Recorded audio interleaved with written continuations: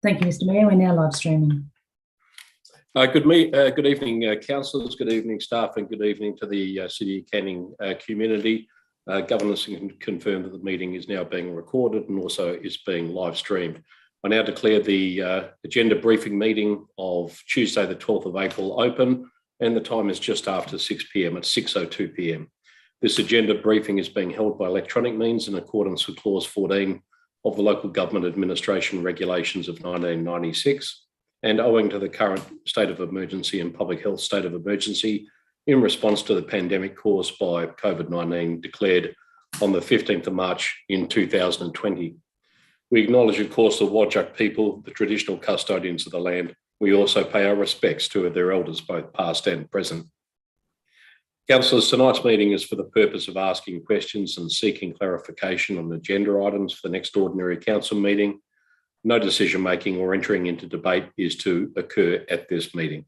Agenda briefings are public meetings and any information you provide may be publicly accessible. This electronic meeting is being live streamed, of course, via the city's YouTube account. And in relation to disclosures of interest, the prescribed disclosure requirements apply to meetings that are convened under the provisions of the Local Government Act. However, it may be perceived as ethically unacceptable and at odds with the probity and accountability principles of the Act and codes of conduct for elected members to participate in forums, briefings or workshops where they are aware they have a conflict of interest and do not declare it. In the interest of openness and accountability, elected members are encouraged to disclose a conflict of interest where they are aware that they have one when attending a forum, briefing or workshop, and where applicable, remove themselves from the room while the matter is being discussed. Just in relation to attendance, I'm just going to, for the sake of the recording, councillors, run through a roll call by name. I'll call your name and I'll just ask you to respond, please, just in kind. First, of course, is myself, Mayor Hall. I am present. Deputy Mayor Ben Kunza. I am present. Thank you. Councillor Mark Bain. Present. Thank you, Mr. Mayor. Thank you. Councillor Lindsay Holland. Present. Councillor Jesse Jacobs. I'm here, Mr. Mayor, but when do I do a disclosure? If I want to make a disclosure, when do I do that? Well, there's a form to fill out generally. Karen, can I just ask from a governance point of view, if a councillor wishes to make a disclosure, at what point should that be made and how? Can I confirm first, Councillor Jacobs, are you talking about disclosure as in a conflict of interest, an impartiality interest, a financial interest? What type of disclosure? Possibly an impartiality with proximity. Okay, when a little further along, the Mayor will refer to the CEO and the CEO can then ask you to make that declaration. We'll ask you to fill in a form just so that we have it on file though, thank you. I want to do it as well. Yeah, no worries, Lindsay. The Act allows for councillors in relation to impartiality disclosures to do so verbally, so there is no problem with that. I'll refer to that in just a moment. Thank you, councillors. Councillor Steve Parkinson. Present. Thank you. Councillor Sarah Sabiri. Present. Thank you. Councillor Hardeep Singh. I'm present, Mr. Mayor. Thank you. Councillor Amanda Spencer-Teo. Present. Councillor Craig Sweeney. Present. And Councillor Paul Tuchek, I don't think is with us yet, but he may be shortly. Councillor Tuchek, are you there at the moment? He's provided his apology and will be tuning in shortly. Apologies apart from Councillor Tuchek, who will join the meeting directly. There are none. Approved leave of absence at item 2.2. There are none. Disclosures of interest, CEO Stephen Kane. Thank you, Mr. Mayor. At this juncture, we have one disclosure of interest in regard to a disclosure of impartiality from Councillor Singh in item C00422, and that relates to the motions voted on at the AGM in terms of the CCTV partnership program. Just in relation to Councillors Jacob and Holland, I'll refer to you both individually, starting with Councillor Jacob. If I can get you, please, to state the item you're referring to and just the nature of your declaration, please. Councillor Jacobs. Remind me of the old man, Mr. Mayor, with Councillor Jacob. Haven't had that for about 2 or 3 years. Thank you. Possibly an impartiality to the proximity of my address with Crawford Street and Terrick Way. That's for CC-017-22. I don't think it would be a proximity. It might be an impartiality. Governance proximity is relation to being directly across the road, isn't it? Directly adjacent, joining. I'm not sure if that's the case. It's Governance. Through you, Mr. Mayor, yes, correct. Proximity is either adjoining or across the road from. So I'd suggest it is rather an impartiality. I think because you live in the near vicinity, Councillor Jacobs, it'd be an impartiality. So if you're okay with that, we'll accept the disclosure as an impartiality, and I think that would be entirely acceptable. Thank you, Councillor Holland.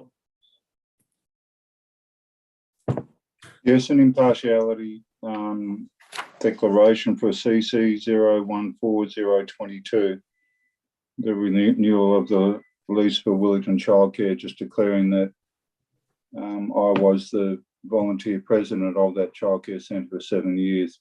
But as soon as I was accepted on council, I resigned my commission. Okay, so that's an impartial. Yeah, of course. So it's an impartiality on the basis that you're a former president of the association. Yep, got it. Noted. For the record, thank you very much. Councillors, any further declarations before we get started? Mr. Mayor, about an hour ago, I emailed through a declaration of impartiality. I haven't seen that. Relating to CD 01022, the local planning scheme number 42, scheme amendment number 5, and local structure plan for Lot Fern Road and lots 100 and 102 Castledare Place. The nature of the interest is impartiality. I've been contacted by Burgess Town Planning on behalf of Christian Brothers, offering to assist with any inquiries relating to the scheme amendment and local structure plan. A disclosure form was provided relating to the contacted developers to the CEO. The extent of the interest was, the offer was only to help provide information on behalf of the developer. The meeting did not take place. There are no issues with my impartiality. I am simply disclosing the contact. I understand the same offer was made to all elected members. Yeah, to be a disclosure in common. I accept that, Deputy Mayor. And I just for the record, I think that there was a blanket email sent by that entity to all councillors, many of whom didn't respond at all and would not be required to declare, I wouldn't think, impartiality interest, but I thank you for doing so. Any further disclosures, councillors, before we move on? None. Thank you. Through you, Mr. Mayor, we have Councillor Tuchek just joining the meeting. So could you just confirm his audio and video before you go any further? Councillor Tuchek, thank you for joining us. You're currently on, let me see, you're muted at the moment. Can I get you just to confirm that you're here? Just test your audio. Councillor Tuchek.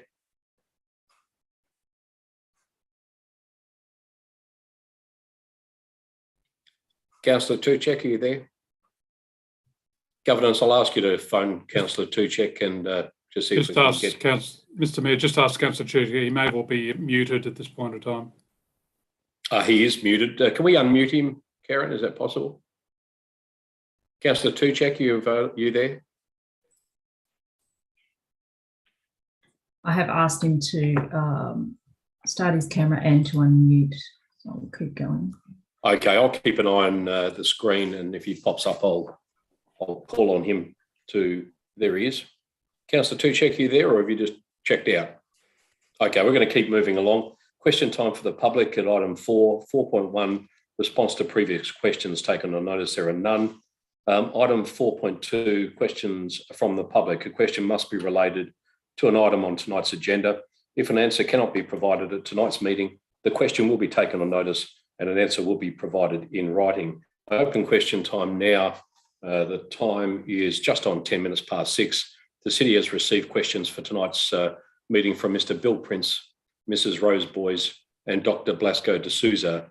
I'll now ask Director Bride of Canning Development to read aloud the public questions received, and also can I ask you, Director Bride, to also read the City's responses.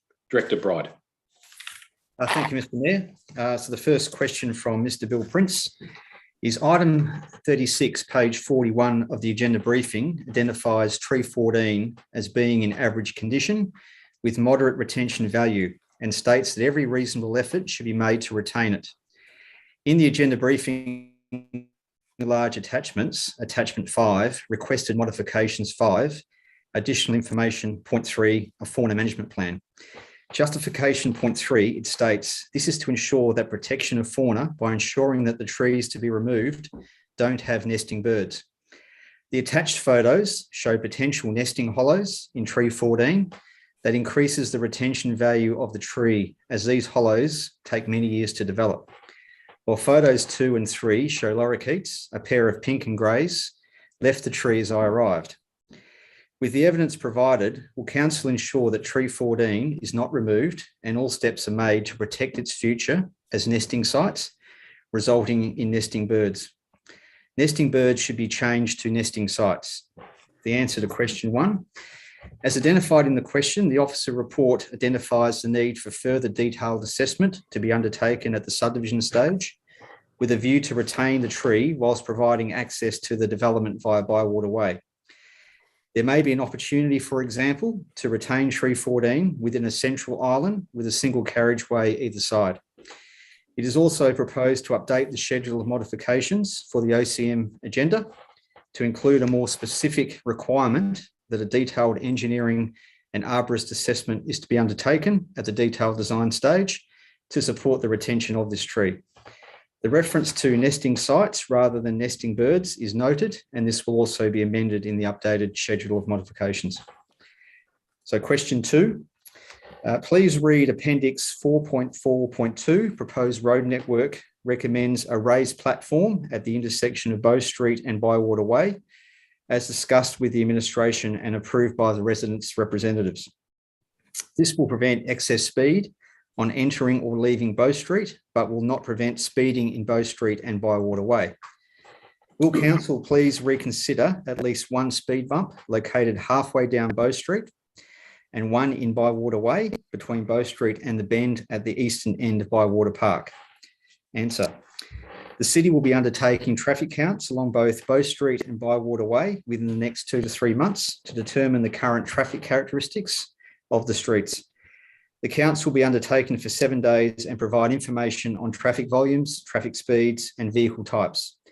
When the development is constructed, further counts will be undertaken to determine the impact that the development will have on these streets. Should the counts justify the installation of traffic management devices, they will be considered when preparing future annual budgets. Question 3. I recommend the administration on the I commend the administration on the thoroughness of the proposed schedule of modifications in attachment 5. Will Council vigorously pursue these modifications, plus those recommended in questions 1 and 2, to ensure the best outcome for the City and its ratepayers by minimising ongoing costs to the residents? I will submit 3 more questions for the Council meeting on the 19th of April 2022. Response to that question is Council will consider this item, including the schedule of modifications with amendments identified at its meeting on the 19th of April 2022. Next question, Mr. Mayor, from Michelle Boys of Rose Place, Wilson. Question 1. If this proposed development goes ahead, how will the increase in traffic flow as a result of the development to be dealt with, as this is my biggest concern? Answer. The City will undertake traffic counts along both of these streets within the next 2 to 3 months to determine the current traffic characteristics of the streets. The counts will be undertaken for 7 days and provide information on traffic volumes, travel speeds, and vehicle types. When the development is constructed, further counts will be undertaken to determine the impact the development has had on those streets. And should the counts justify the installation of traffic management devices, they will be considered when preparing future annual budgets. Second question, have the residents that will be directly affected by this development been consulted and their concerns fairly considered? The answer, the proposed local planning scheme number 42 amendment and local structure plan for the Castledare estate has been advertised for public comment for a period of 42 days between the 28th of October and the 8th of December 2021. Letters were sent to residents surrounding the development, in addition to advertisements placed on the city's Your Say Canning online engagement, and hard copies of the scheme amendment and structure plan documentation were also made available at the front counter of the city's administration building. A total of 58 submissions were received for the structure plan and 17 submissions for the scheme amendment. And the city has considered in detail the responses received and has outlined the city's comments in attachments 6 and 7 of the report. The submissions have helped shape a number of modifications to the structure plan, as outlined in attachment 5, scheduled modifications. The last question received from Dr. Blasco de Souza. I'll read questions 1 and 2 because the answer covers both those questions. Question 1, Canning Eye Clinic has existed at Unit 522 Cecil Avenue, Cannington, since January 2003. Our unit is adjacent to the laneway and our patients commonly use the car bays adjacent to the clinic. If the planned laneway access proceeds, what provision have you made to prevent the new difficulties that will be experienced by the elderly and frail attendees of the medical centre, including the eye clinic, in trying to reverse their cars out of shortened car bays in a high traffic thoroughfare? Question 2, if the planned laneway proceeds, what provision have you made regarding the greater difficulties that will be experienced by the same medical attendees when exiting the car park with their vehicles to turn right onto Paddy Street? The view of oncoming traffic is already blocked by cars parked in the street, in the street car bay to the right. And the answer to both questions, the Canning City Centre Activity Centre Plan identifies a network of laneways that will generally be constructed at the rear of properties for access, rather than allowing each individual property having its own access off a major street. This laneway will ultimately provide access to the rear of properties along the north side of Paddy Street, enabling the construction of parking bayments along Paddy Street, including a higher standard of landscaping and paving. The laneway will also ultimately provide a connection to Wharf Street and the future Carousel Road extension. The laneway network will be constructed encouraging a low-speed environment. Ideally, the laneway will not have 90-degree parking, access directly from the laneway, which is the current situation. When this site is redeveloped in the future, noting this may not be in the short to medium term, 90-degree parking will be prohibited. The city may have to install additional traffic management measures like speed bumps along this laneway until the site is redeveloped to ensure safety for vehicles and pedestrians. Thank you, Mr. Mayor.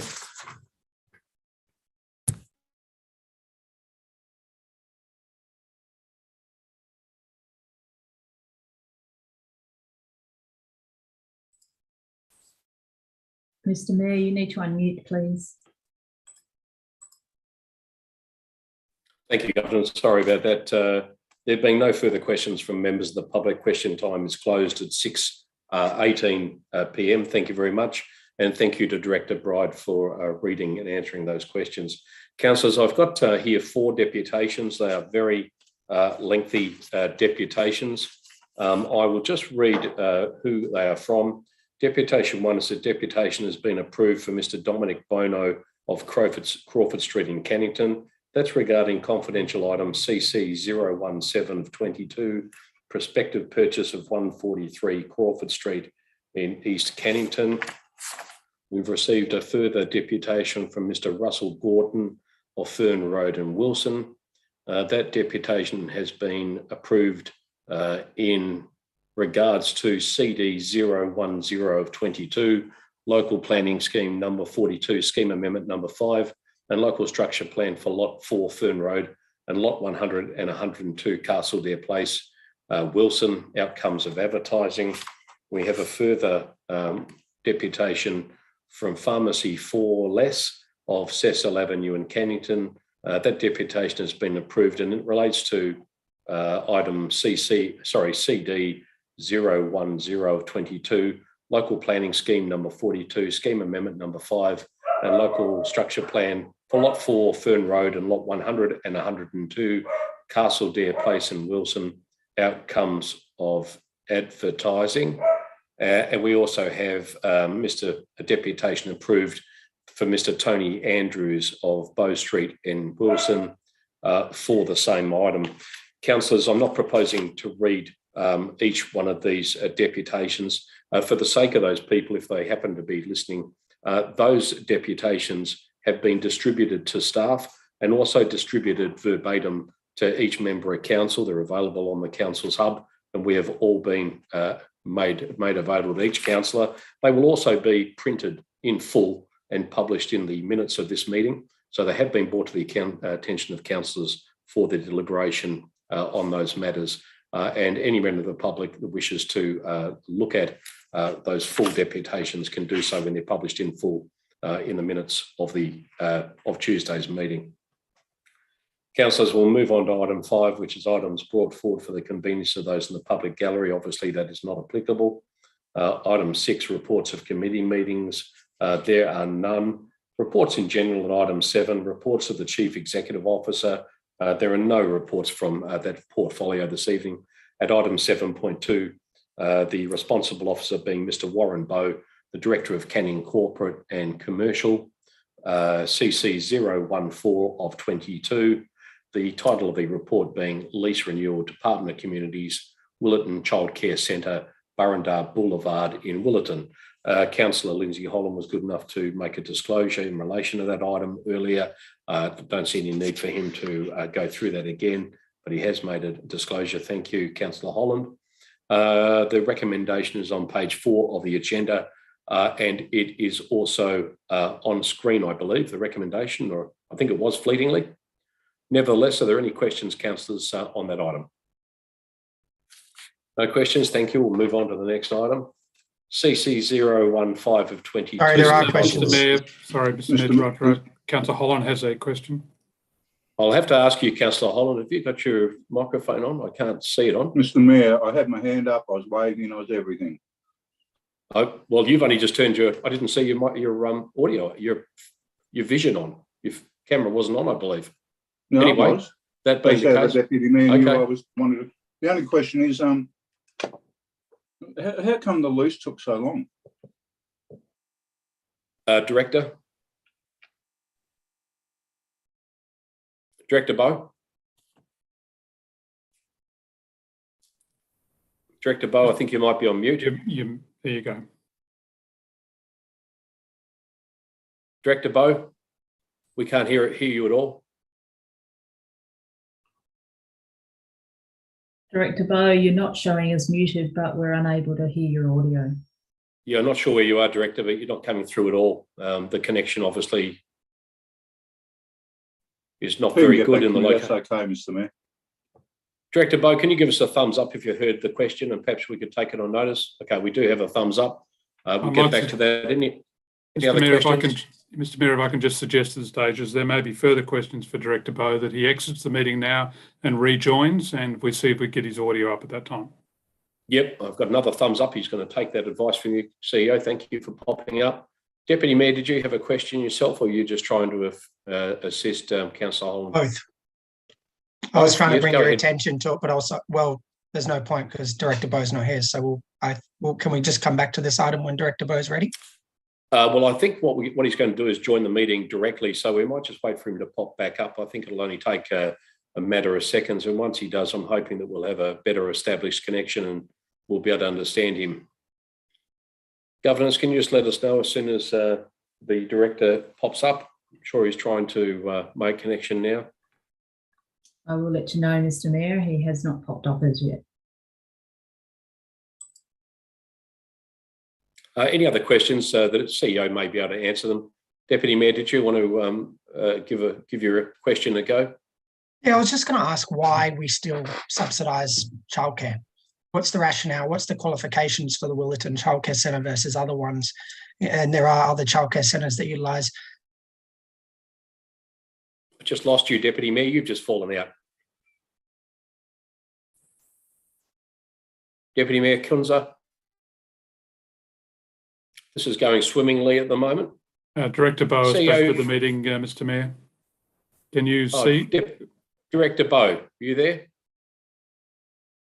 No, can't hear a word. No audio. No audio. Director Bowe. Are you Right. now on mute?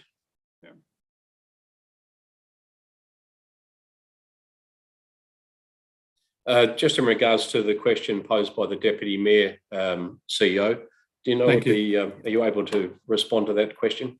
Not off the top of my head, Mr Mayor, but we'll take that question on a notice. I presume the item actually referred to the city's policy on this particular regard, but I'll come back with a written answer to the Deputy Mayor. Okay, any other questions, councillors, before we move on? I have a question. Councillor please. Amanda Spencer-Tenso. Yes, go ahead. This Whatever. would be we're going swimmingly, aren't we, Mr Mayor? This would be to Director Bowe as well, so happy to take this on notice. I was just wanting to get a bit more understanding and history behind point 3, where it says that back in 2013 we did, it was suggested to lease directly with Willetton Childcare, but it wasn't successful. So just wanting to know a bit of history behind that whenever Director Bowe gets a chance and a voice. Governance, I'm not sure if Director Bowe, are you able to put your camera on? Did you, you might not be able to answer the question, but did you actually receive it? Governance or the CEO, I'll just make sure. Mr Mayor, can you hear me now? We've got you. I've got you, yes, you Thanks are here. very much. My apologies to everyone. If I could just address Councillor Holland's question first. The lease has been in a holding over arrangement for a number of years. Certainly, historically, the city has had a backlog of lease issues that we've been working diligently to try and overcome over the last few years. We're making significant progress in updating and modernising all our lease arrangements to have them accord more or less with BR01, the relevant policy. We're certainly approaching this on a risk-based methodology. The holding over clause, the certainty of the Willetton Childcare Centre that they had a facility that we're working towards negotiating a new lease gave them a degree of comfort, albeit we were trying to get this finalised sooner so they could then apply for external funding and obtain a greater level of certainty from the Department of Communities about the enduring funding source there. I missed the question from the Deputy Mayor. Deputy Mayor Kunzer, are you there?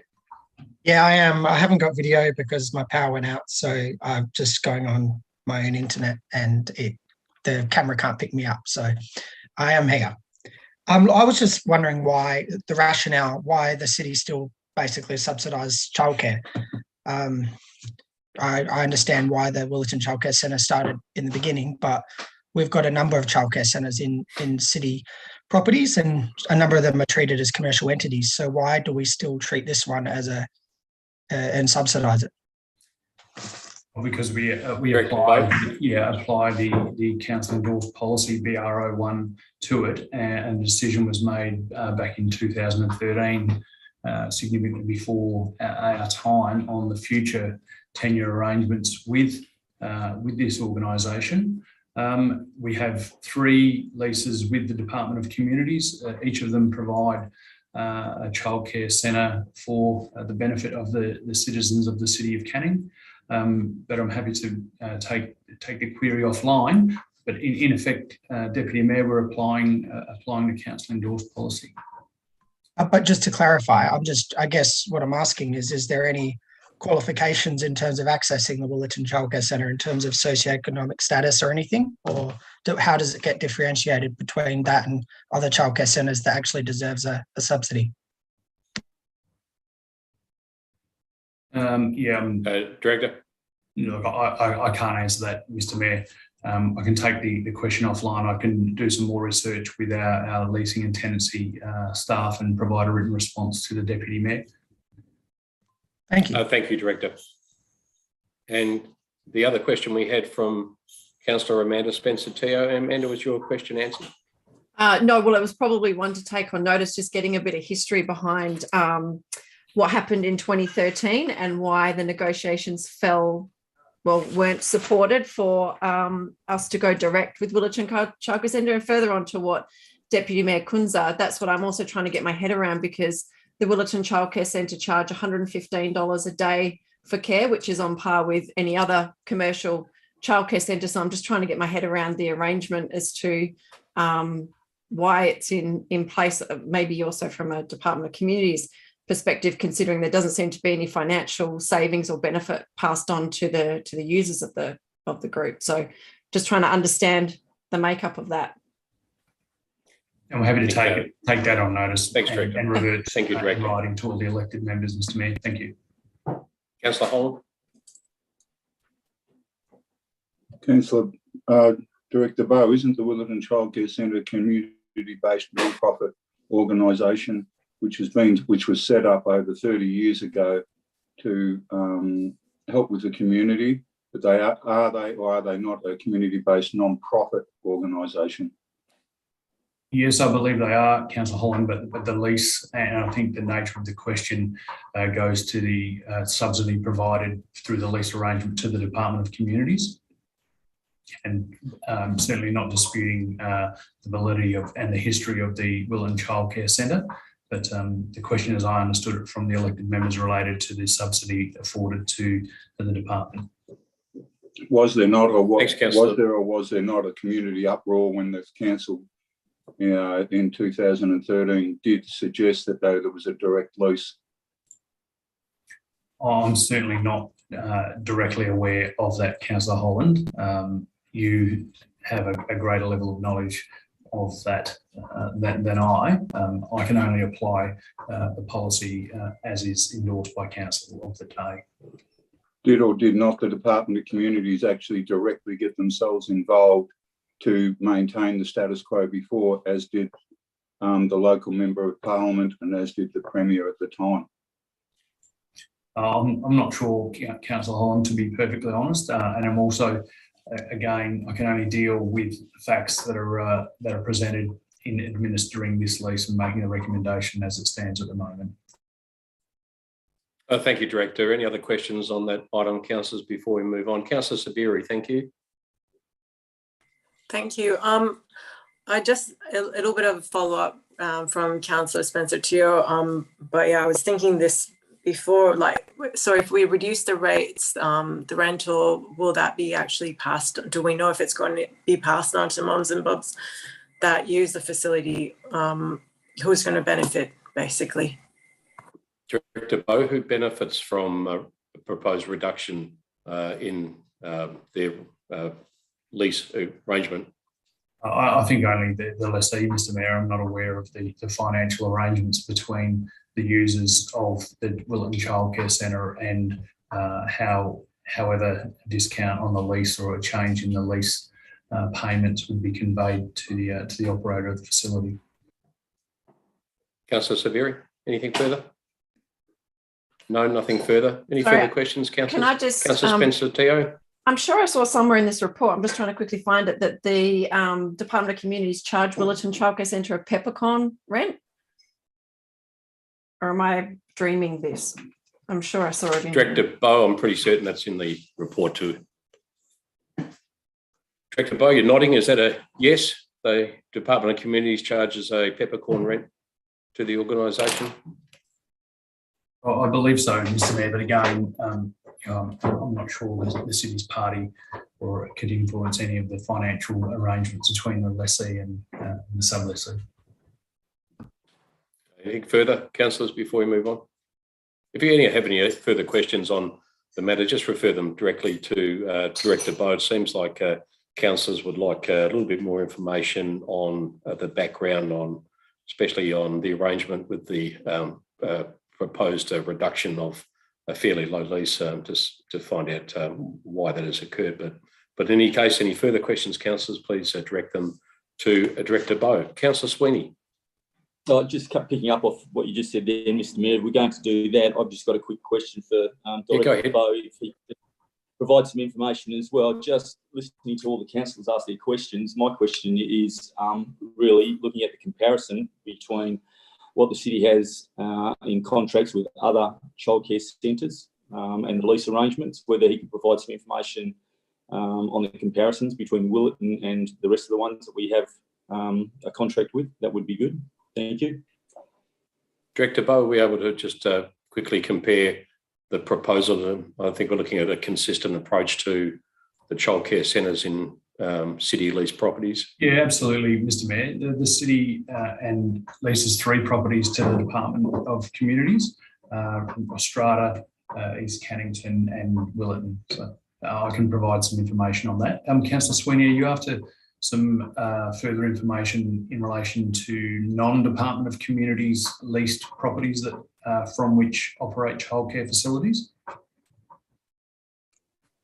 Through you, Mr. Mayor, which ones of those are we talking about? Are we talking about ones that are not for profit? No, I was asking you what scope you wanted the information on. Is it all city properties from which we have a lease and from which childcare facilities are operated, or is it just the Department of Communities leased properties? Childcare facilities, all childcare facilities. Thank you. Thank you. Done. We'll get that back to you, Councillor Sweeney. Anything further, councillors? Thank you, councillors. We'll move on then to the next item, which is CCO 15 of 22, the title being Proposed Road Dedication, Lot 701, in brackets number 136, Eucalyptus Boulevard in Canning Vale, and that's where Eucalyptus Boulevard meets Nicholson Road. The officer's recommendation is on screen, I believe, certainly on page 14 of tonight's agenda. Any councillors have a question in relation to that item? None. Thank you very much, councillors. We'll move on to CC 016 of 22, Proposed Road Dedication, Lot 201, Patty Street in Cannington. The officer's recommendation is on page 21 of tonight's agenda. Are there any questions in relation to that item?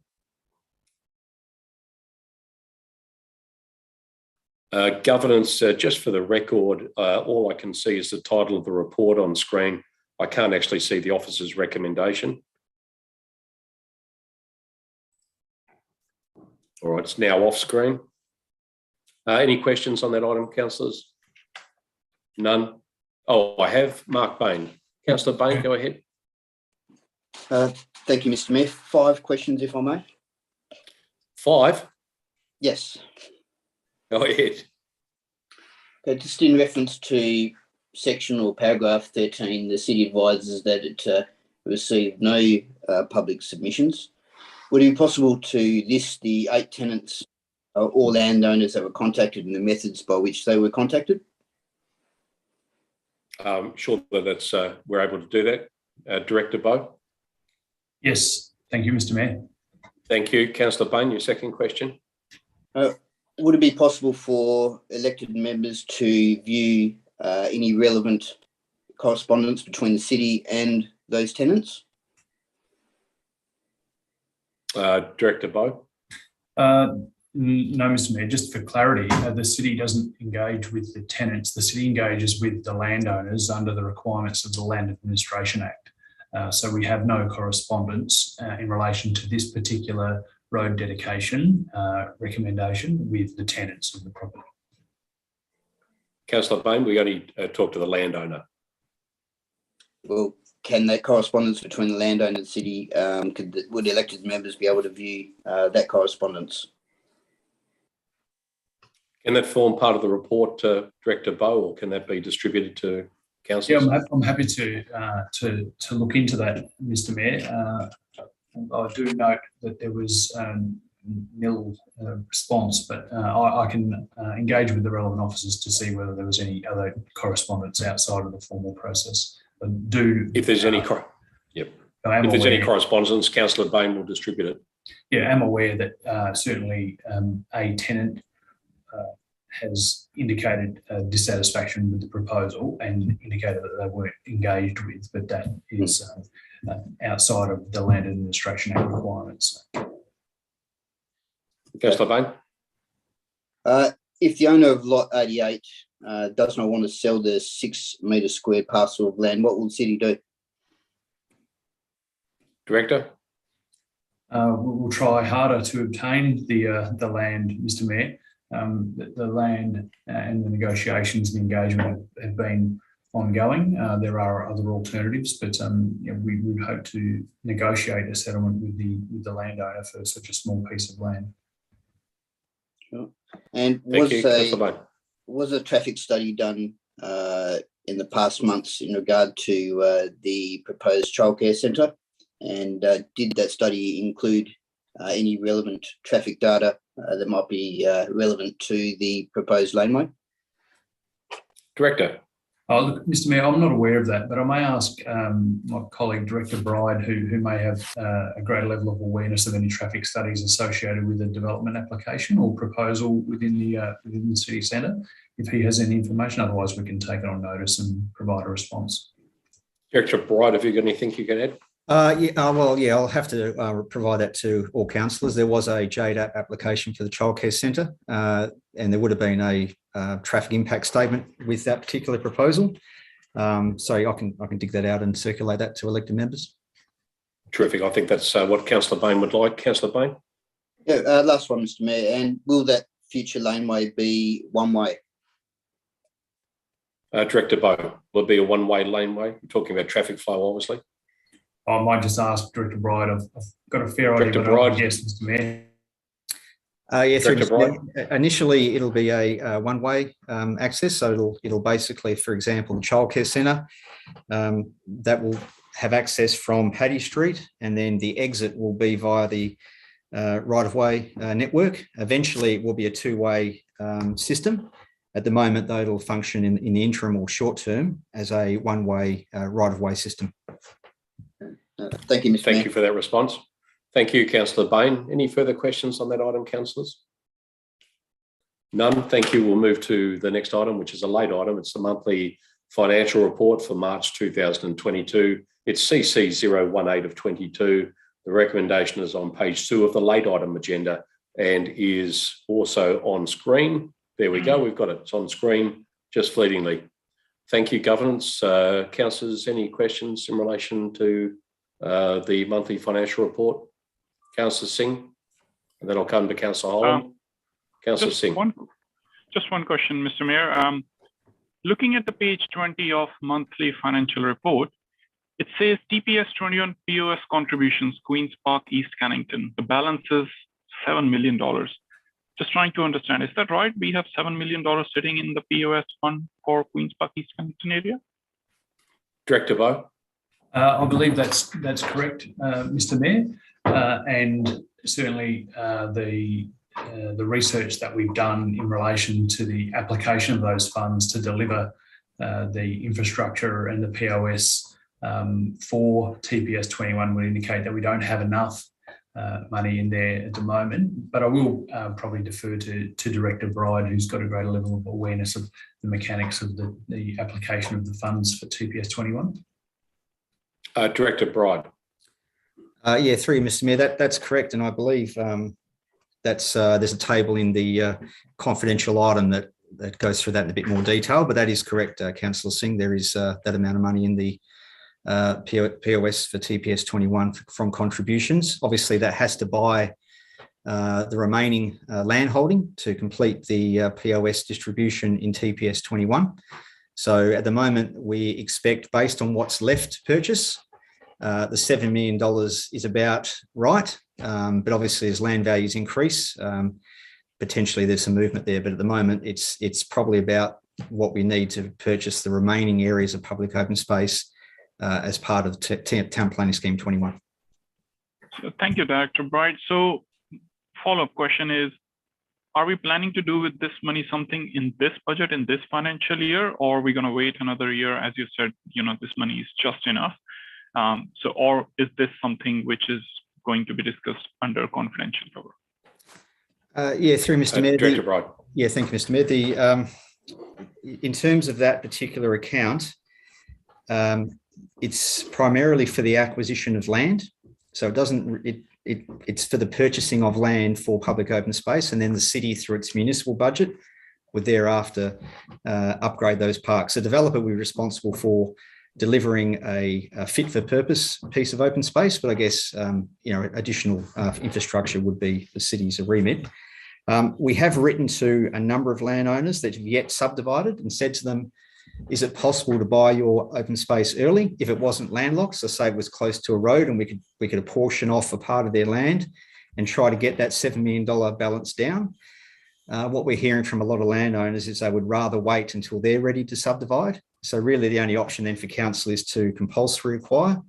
And that's obviously something that council to this point has not really invested too much energy in trying to compulsory acquire people's land. So it's usually part of the subdivision process. So the landowner subdivides and they're providing more than their 5% of open space. We then use that account to purchase the area of open space under the scheme. Is this something, Graham, that might be best? Yep. Go ahead. Sorry, for the question, if I may. You go ahead. Thank you. Just for understanding, Director Bride. So I'll use an example. Some of our community members approached me quite a few times in the last 6 months. I'll use this example of lot 403 Stella Gardens in East Kennington. It's basically a 400 or 500 meter square lot just at the end of the road. And residents were told about 5 years ago that this land belongs to City of Canning and there will be a park at that land. So of course, residents approaches councillors and asked, where is it? So I asked them to basically raise a request and to basically get more information. And they raised a request, they did all the right thing, and the city officer contacted them, and basically the response was, sorry, there are no funds to develop that empty piece of land into a park. Please talk to your councillor. So my question is, we got $7 million sitting in our public open space. We got an empty land, which is literally, it's an empty block. I've been there, I've visited it. But then city is not spending, maybe it's $100,000 or maybe $200,000 spent to convert into a park, or maybe a little more. Why are we not looking into such things? I mean, am I missing a piece here, or what's going on? Director Bright, I'll get you just to answer that briefly. It might be a question that's best answered during the budget process. But also I'll just make note for the record that Councillor Paul Tuchek has joined us. I can see him waving to me on screen. Thank you, Councillor Tuchek. He's had some difficulties with technology. Director Bright, can I ask you just to give us a brief response to Councillor Singh's question? Yeah, thank you, Mr. Mayor. As I said, the purpose of those funds is to acquire land. So we've got to use that $7 million to buy the remaining areas of open space. And that's what that fund is there to undertake. So if we were, for example, to use that $7 million for a whole range of infrastructure in parks, we won't have enough money when the time comes to buy the land from the developer to purchase the land for public open space. So that's the purpose of that reserve, is to purchase the land, and it doesn't pay for the infrastructure. There is an option at the end of the scheme. So if for example, it was very likely that we had enough money to buy the land, and there was, say, $1 million that we believe would be excess, then at that point we can apply to the Minister for Planning and say, we've got $1 million in excess of what we need to purchase the remaining land. Can we get your permission to utilise the balance of those funds to pay for infrastructure through the POS network in that particular area? So it's certainly an option, but it's only really when you're 100% sure you've got excess funds that you can go down that track. Thank you. Thank you. Any other questions on that item, Councillor? Councillor Holland, go ahead. Just to make sure, this is where we bring up the warrant listings, isn't it? The warrant listings, I think I don't have the whole agenda in front of me. I think it is the warrant listing. So that's correct, Mr. Mayor. This is the item where any queries on warrant listings will be brought up. Just a couple of ones, which will surprise you that I'm talking about temporary staff again. It seems like that's gone up again.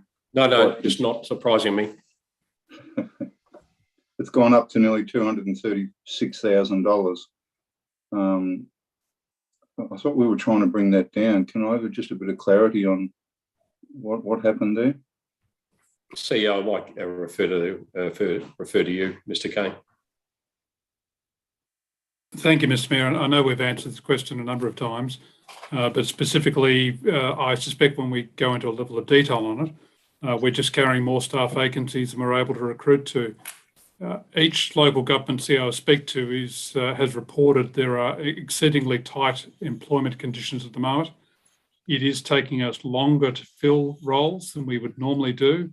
My colleague at the adjacent local government to the north of us is advised that they have serious problems with labour shortfalls of around 20%. So, Councillor Holland, I suspect if we look specifically at it, that's the rationale. We're not seeking to hold roles other than the ones we need to fill. As I've reported to Council, we have arranged for the vacancies. About 2% of our staff are off on COVID at the moment, and that could also be impacting the need for additional agency labour to cover some of those vacancies, particularly in the outside services. Okay, very happy with that. But I just think it's quite appropriate to have that explained. There's quite a lot of money being put forward for training, education and training. Curtin Uni 28, nearly 28, Space Cube nearly 25, Business Foundation 1600, and also I was wondering what Brennan and Associates Workplace Investigation Services are about for nearly 7.5. And then I've got Director Bowe. Thanks, Mr. Mayor. I'm happy to take those queries offline, and I'll provide a written response to all elected members on those warrant listings. I would also. And you had one more, Councillor? Actually, just two more. One was I'm not West Coast profiles for road profiling. I just don't know what road profiling is. Is that something like the Defence Department does? No, it's just a preparatory work done to prepare a road for either a reseal or if there's some major reconstruction work. Okay. You will hear them if you don't see them. They're a very noisy piece of kit that grinds away the bitumen and the seal. Yeah, I was going to say the same thing, Mr. Mayor. It basically takes the top off the road surface prior to rehabilitation works. Yeah, I know what you mean. I've seen them and I have heard them. Thank you, Director. The last one is City of Coburn, $762,000. Yeah, no problem, Mr. Mayor. If I could answer that one, we have a contract with the City of Coburn for our municipal waste disposal to their landfill site. It's an ongoing contract that we have with them. That's the waste. Okay, cool. Thank you. Mr. Mayor, if I could just add for the benefit of the meeting, I've also received 4 inquiries from Councillor Spencer Teo via email on the warrant listing, and I'll respond to all elected members on those inquiries. Thank you, Director. Thank you, councillors. Any further questions on that before we move on? Councillor Spencer Teo. Thanks. Thanks, Director Bowe. I just wanted to, I didn't put it in my email earlier, but with the charge for Vocus, which is under telecommunications for $338,000, please correct me if I'm wrong, but isn't anything over $250,000 meant to come through council? Director Bowe. Yes, there are some exemptions though, but I'll just review the policy and provide a response. Cool, thank you. Thank you, councillors. We'll move on then to the next item, which is CD 009 of 22. The responsible officer for this portfolio is Mr. Graham Bride, the Director of Canning Development. The title of this report being City of Canning Local Government Property and Public Places Amendment Local Law 2022. Councillors, I'll refer to the screen where the recommendation is at the moment. It's on your screen just momentarily. It also appears on page 29 of tonight's agenda. Councillors, are there any questions in relation to this item? Thank you, Governance. No questions. Thank you, councillors. We'll move on to the next item. The next item being CD 010 of 22. The item title is Local Planning Scheme number 42, Scheme Amendment number 5, and Local Structure Plan for Lot Fern Road and lots 100 and 102, Castlevere Place in Wilson. Outcomes of advertising. The officer's recommendation is on screen and is also on page 38 of tonight's agenda. Thank you, Governance, for that. Councillors, are there any questions in relation to that item? Councillor Bain. Thank you, Mr. Mayor. A few questions, if I may. Yep, go ahead. I note that one of the modifications being put forward by the city is that all trees in the foreshore area are to be endemic species. Is it within our remit to all that we can recommend that all plants in residential gardens be from a list of approved native species to avoid any invasive species getting out or escaping into the park via seed. You're talking about retrospectively of surrounding private properties? Within private properties, Mr. Mayor. So we provide a list of appropriate species that future residents are allowed to use in their gardens. That's for the protection of obviously the regional park and the integrity of the conservation areas. I think no, but I'll ask Director Bride to answer that. Director Bride. Yeah, thank you, Mr. Mayor. No, I think I'll have to take that one on notice. I know there is a local biodiversity strategy which identifies areas that are ecological corridors that we would like to have native vegetation planted within those areas. I doubt whether we can require private landowners in perpetuity to plant certain species, but I'll take that on notice and get back to councillors. Thank you. We'll come back to that one, Councillor Bain. Yep, no worries. With the fauna section of the LSP, does the city also recommend, along with birds as it does, that the report contain information on long-necked turtles and how the developer should work to protect them and identify particularly the set-down areas on the development footprint / site? Because I heard that potentially there could be a set-down area near the Wilson Main Drain, which can be used by long-necked turtles. So the inclusion of that particular fauna, I guess, would be appreciated. Director Bright, is that a consideration, the set-down, location of the set-down? Yeah, through Mr. Mayor, we haven't, obviously, from my perspective and staff's perspective, we haven't discussed a potential set-down area at this stage, but certainly that fauna management plan, whilst it primarily looks at the issue of nesting birds, nesting sites, there would be a consideration to the protection of fauna during the construction process, as well as other fauna that's already in the foreshore reserve. So that would form the scope of a updated fauna management plan that the developer, we're suggesting, would need to be done by the developer as part of the subdivision process. Councillor Bain. So the city also puts forward that the key word here is consideration should be given to the benefits of installing pervious paving around trees 12, 13, 14 and 15. Could the city not use the words include or use instead of consider to make the use of pervious paving less of a request and more of a requirement? Director? Yeah, through Mr. Mayor. Obviously, when it comes to the detailed design of the subdivision, obviously we're at the early part of the process. There would need to be a detailed design of the road network and how it interacts with the tree species next to it. Certainly, if the recommendation from the arborist and the city's arborist and the city's experts, if that is an issue that needs to be included, so the paving rather than a hard stand surface, that will be looked at. I'm not sure whether we can, right at this stage, require the paving to be supplied. It would be on a case-by-case basis, depending on more detailed investigation. Okay. And do you think, through you, Mr. Mayor, did KCTT, the producers of the traffic impact statement, do you think or believe that they relied upon City of Canning and Main Roads data rather than putting out their own traffic counters? Director? I might put this question through, Mr. Mayor, to Mr. Bozich, Troy Bozich, our Manager of Development Engineering. Mr. Bozich, are you there? Yes, I am. There he is. Yeah, look, the traffic volumes, they have relied on Main Roads counts. A lot of that data is pretty similar to what the counts that we've got. Main Roads do factor them up and taking into seasonal fluctuations. But I agree they could have undertaken some counts on Bow Street and Bywater Way themselves to use in the report.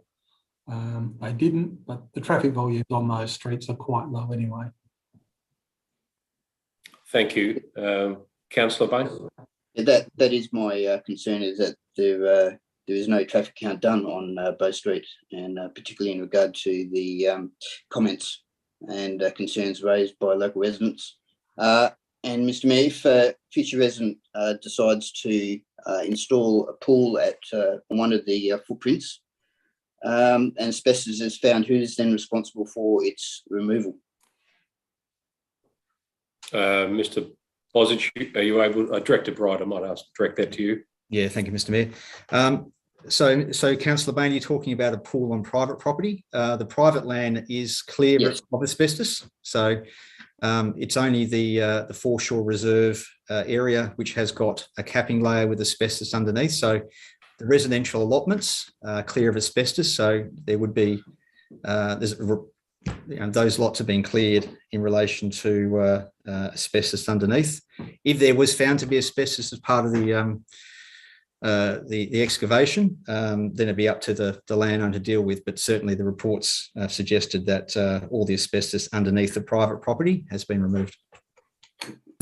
Yeah, thank you. Yeah, so I appreciate that, but yeah, a 0% chance of asbestos is very difficult to achieve. There is that potential that could happen sometime in the future. Thank you, Mr. Mayor. That's all. My pleasure. Thank you, Councillor Bain. Councillor Sarah Sabiri. Thank you. My question's in regard to point 2 about handing over basically a site to DPLH.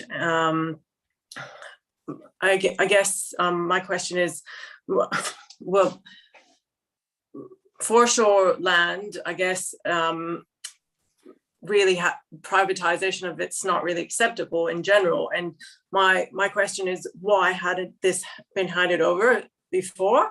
Were they just using it as a bargaining chip? And further to that, this land's already has fair bit of weeds and erosion associated with it, and who's going to be burdened by having to repair this? Will Castledale be providing any funds for the ongoing management of what's already occurred, I guess, previously?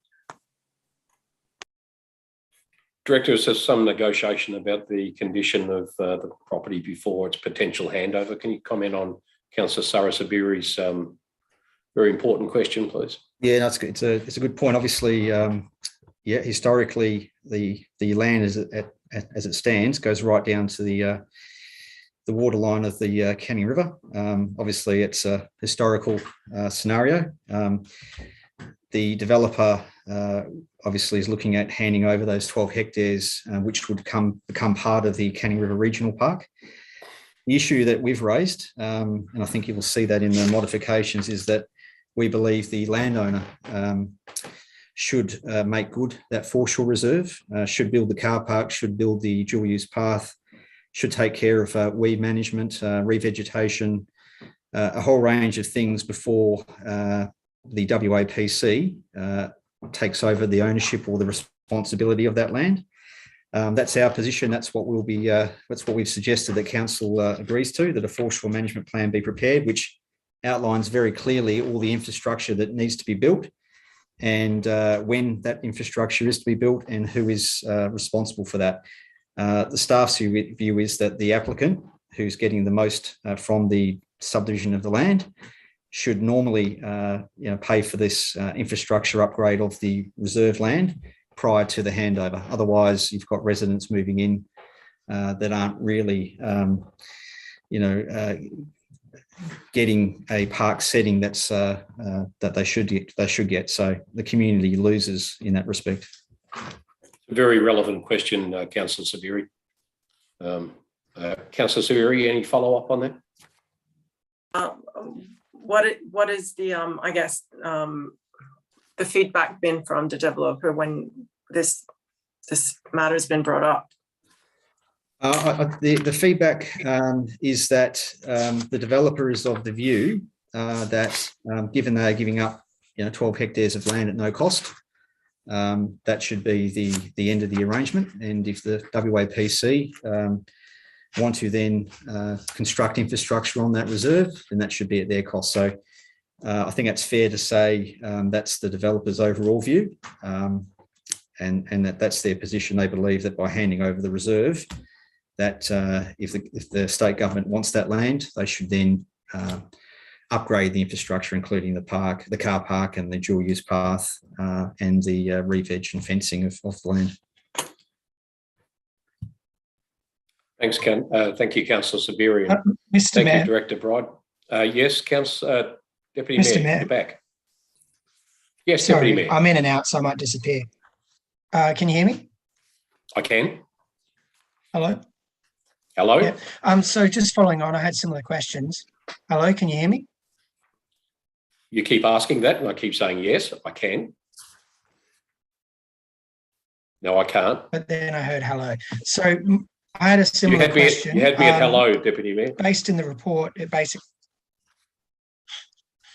so based on the report, it appears what you've just said, Director Bride, there's conflict between whether they remediate the land before it gets given. My question is, at what stage is that decided? Obviously, we're agreeing to everything as part of this process. Like, if they give the land to us, it's not, you can't develop the land anyway, can you? Isn't that one of the reasons they're giving it to WAPC?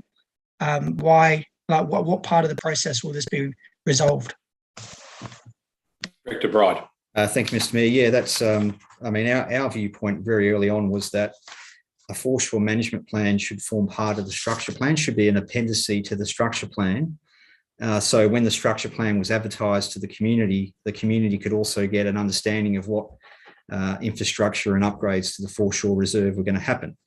The state, or the WAPC, West Australian Planning Commission, did not require that report or that plan to be prepared at this stage. Their suggestion is it can be undertaken prior to the subdivision stage. So if the Commission agree with Council's perspective in relation to that foreshore management plan, that would have to be done prior to the subdivision. So that would have to be advertised to the community, looked at by Council, considered by Council, and Council would need to form a view of whether they were happy with the infrastructure provision and the costs and who was paying for those and the timing of that. So that would all have to happen well before the subdivision stage.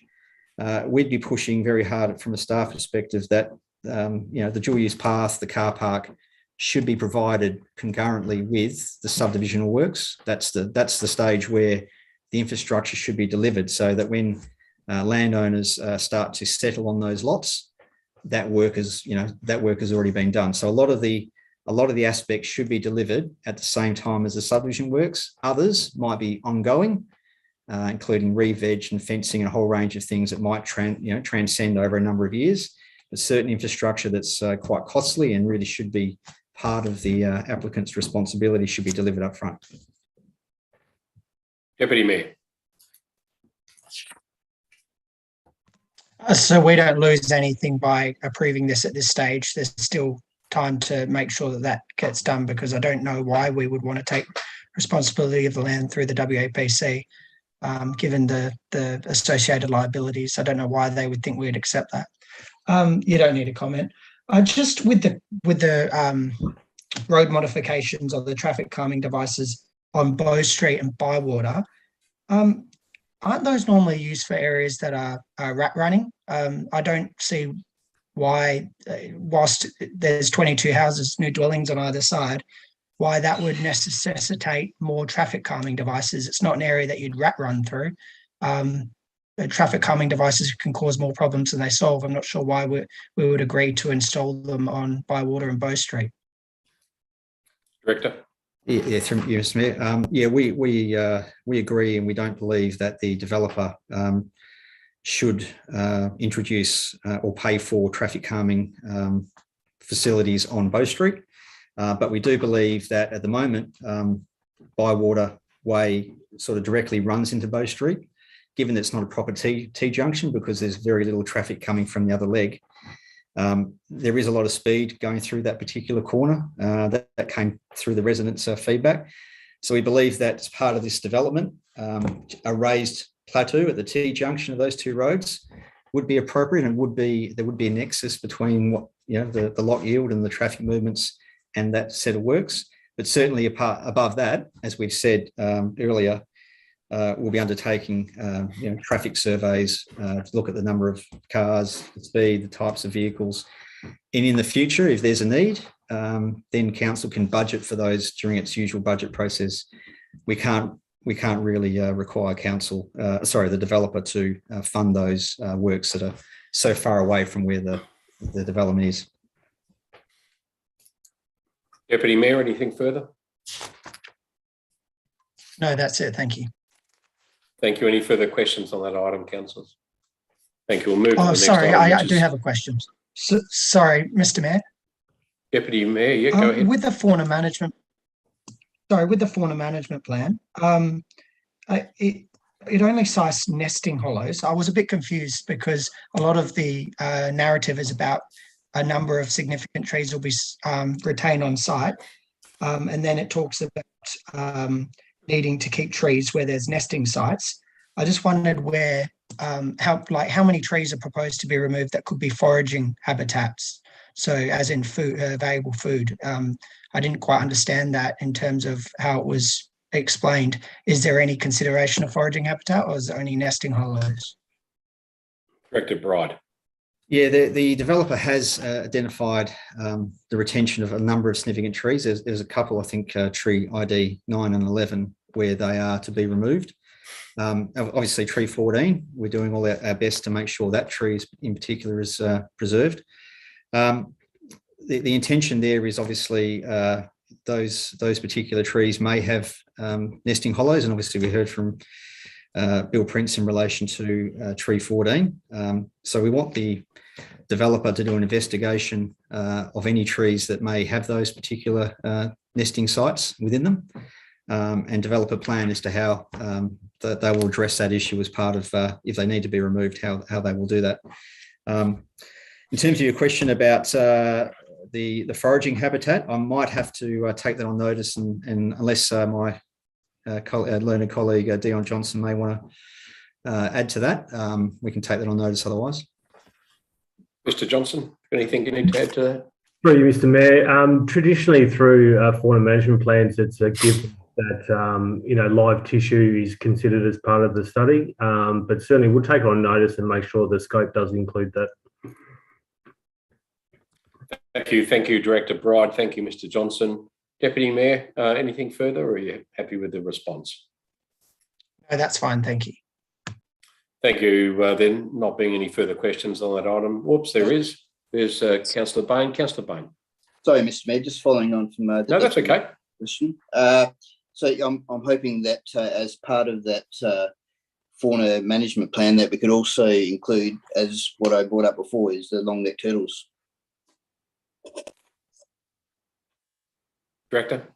Yeah, through Mr. Mayor, I'll take that on notice and catch up with Dion and our conservation team just to see whether we can widen out the scope of that fauna management plan to make it a bit more clear, because at the moment, you're right, it is primarily focused in the schedule of modifications around the nesting sites. But I did mention earlier, we would expect that they deal with some other issues relating to fauna. So maybe we just need to clarify that, but I'll get back to you, all councillors, on that.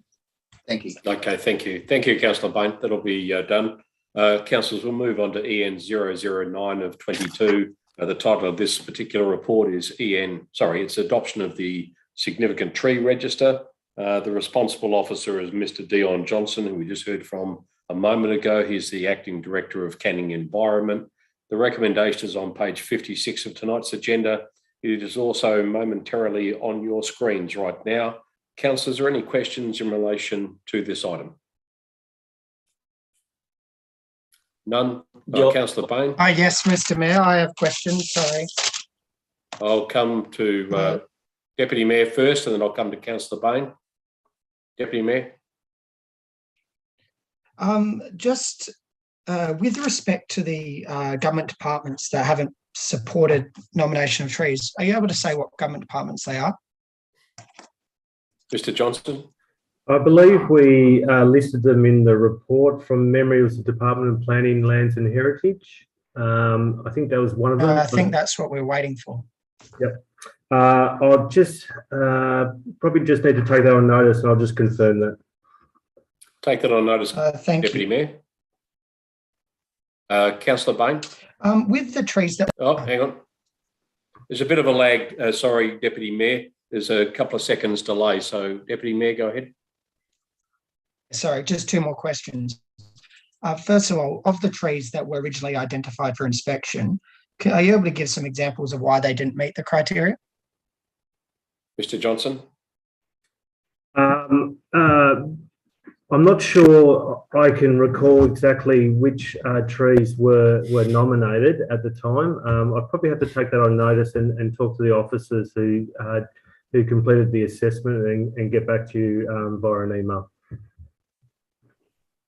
Thank you. And Deputy just Mayor. lastly, with respect to the last point of the officer recommendation, how does or how would an ordinary member of the public nominate a tree? Have we started a process with respect to how a normal member can submit a nomination to the city? Is there an online process, Mr. Johnson?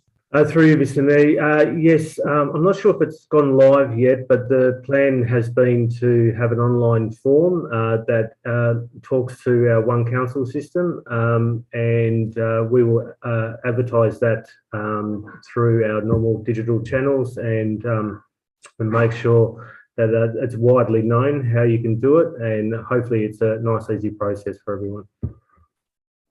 That'll be pending the adoption of the register, obviously. Thank you. Councillor Bain. Thank you, Mr. Mayor. Just a couple of questions. Did those government authorities provide any rationale or reasoning behind their non-support of the trees? Through you, Mr. Mayor, the common theme has been that they felt that by having a significant tree on their land, it was going to be too restrictive for future uses.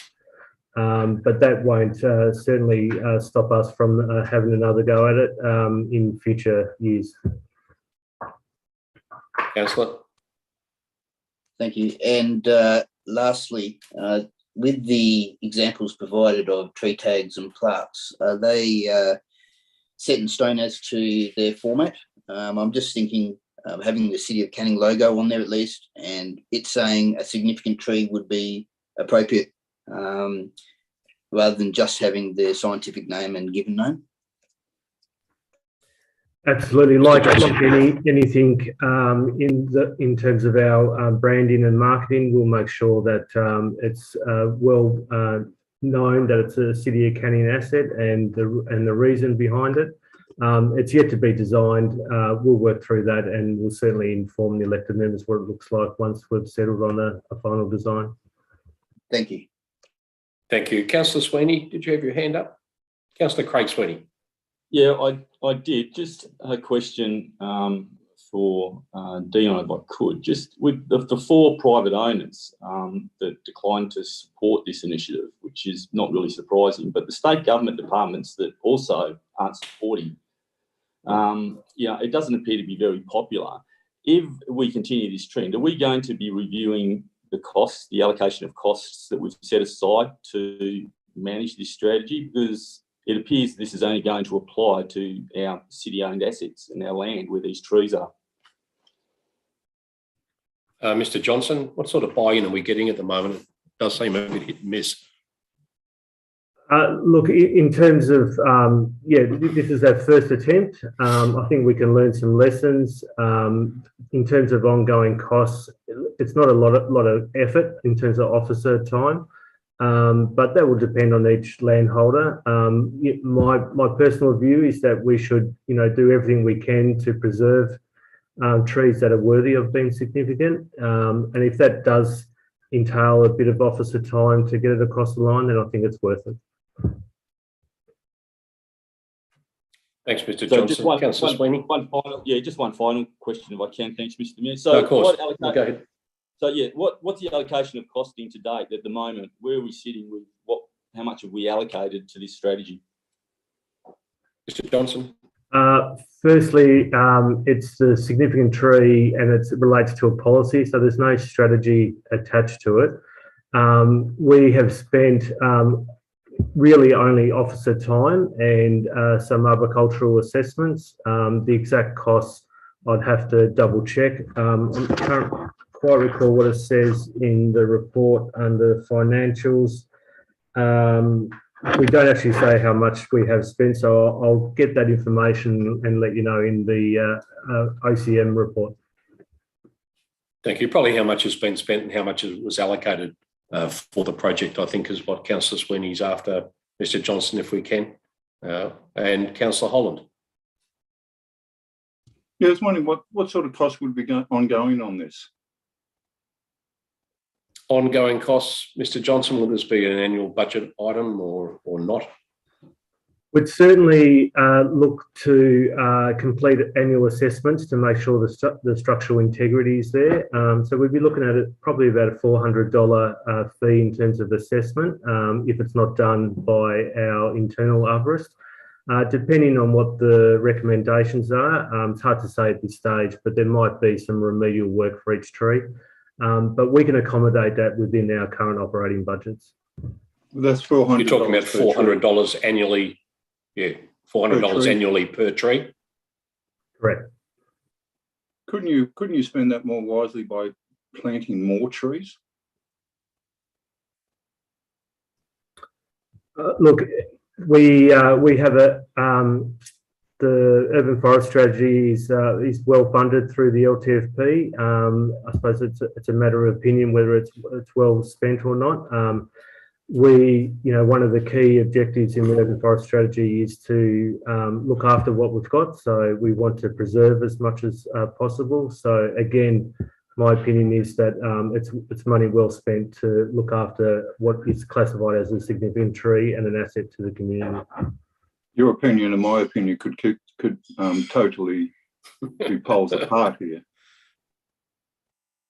It could be, Councillor Holland. Have you got a question or are you happy with it?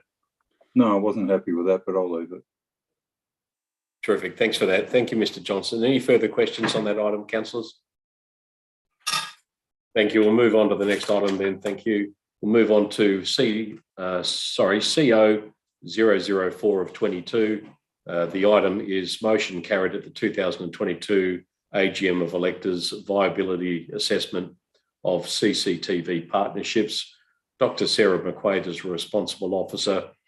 She's the director of Canning Community. I believe from memory, we did have a declaration in relation to this item from Councillor Hardeep Singh, and that is just an impartiality disclosure just for the record. Councillors, the recommendation is on screen momentarily. It's also on page 70 of tonight's agenda. Are there any questions in relation to this item? Councillor Singh. Mr. Mayor, if I could just jump in before we do. Dr.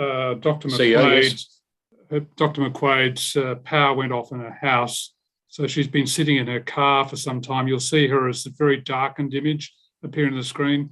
She may or may not have a lot of battery time left on the clock to be able to answer the questions in detail tonight. Thank you. Looking very gothic there, Director. We'll come to you as quickly as we possibly can. Councillor Singh, you had a question. Thank you, Mr. Mayor. I'll keep my question nice and short.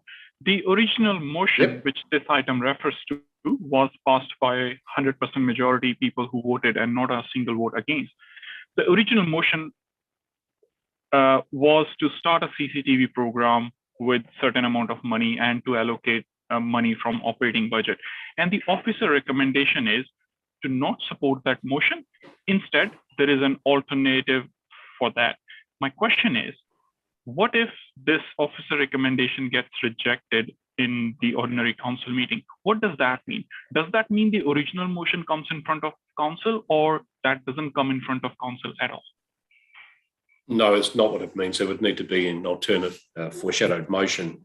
I've got CEO Kane has popped up on screen. Did you want to answer that, CEO? Yes, thank you, Mr. Mayor.